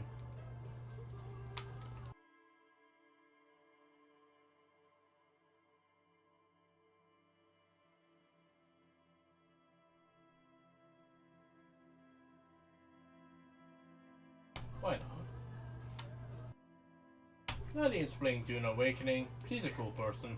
Go have fun with her. Oh shit.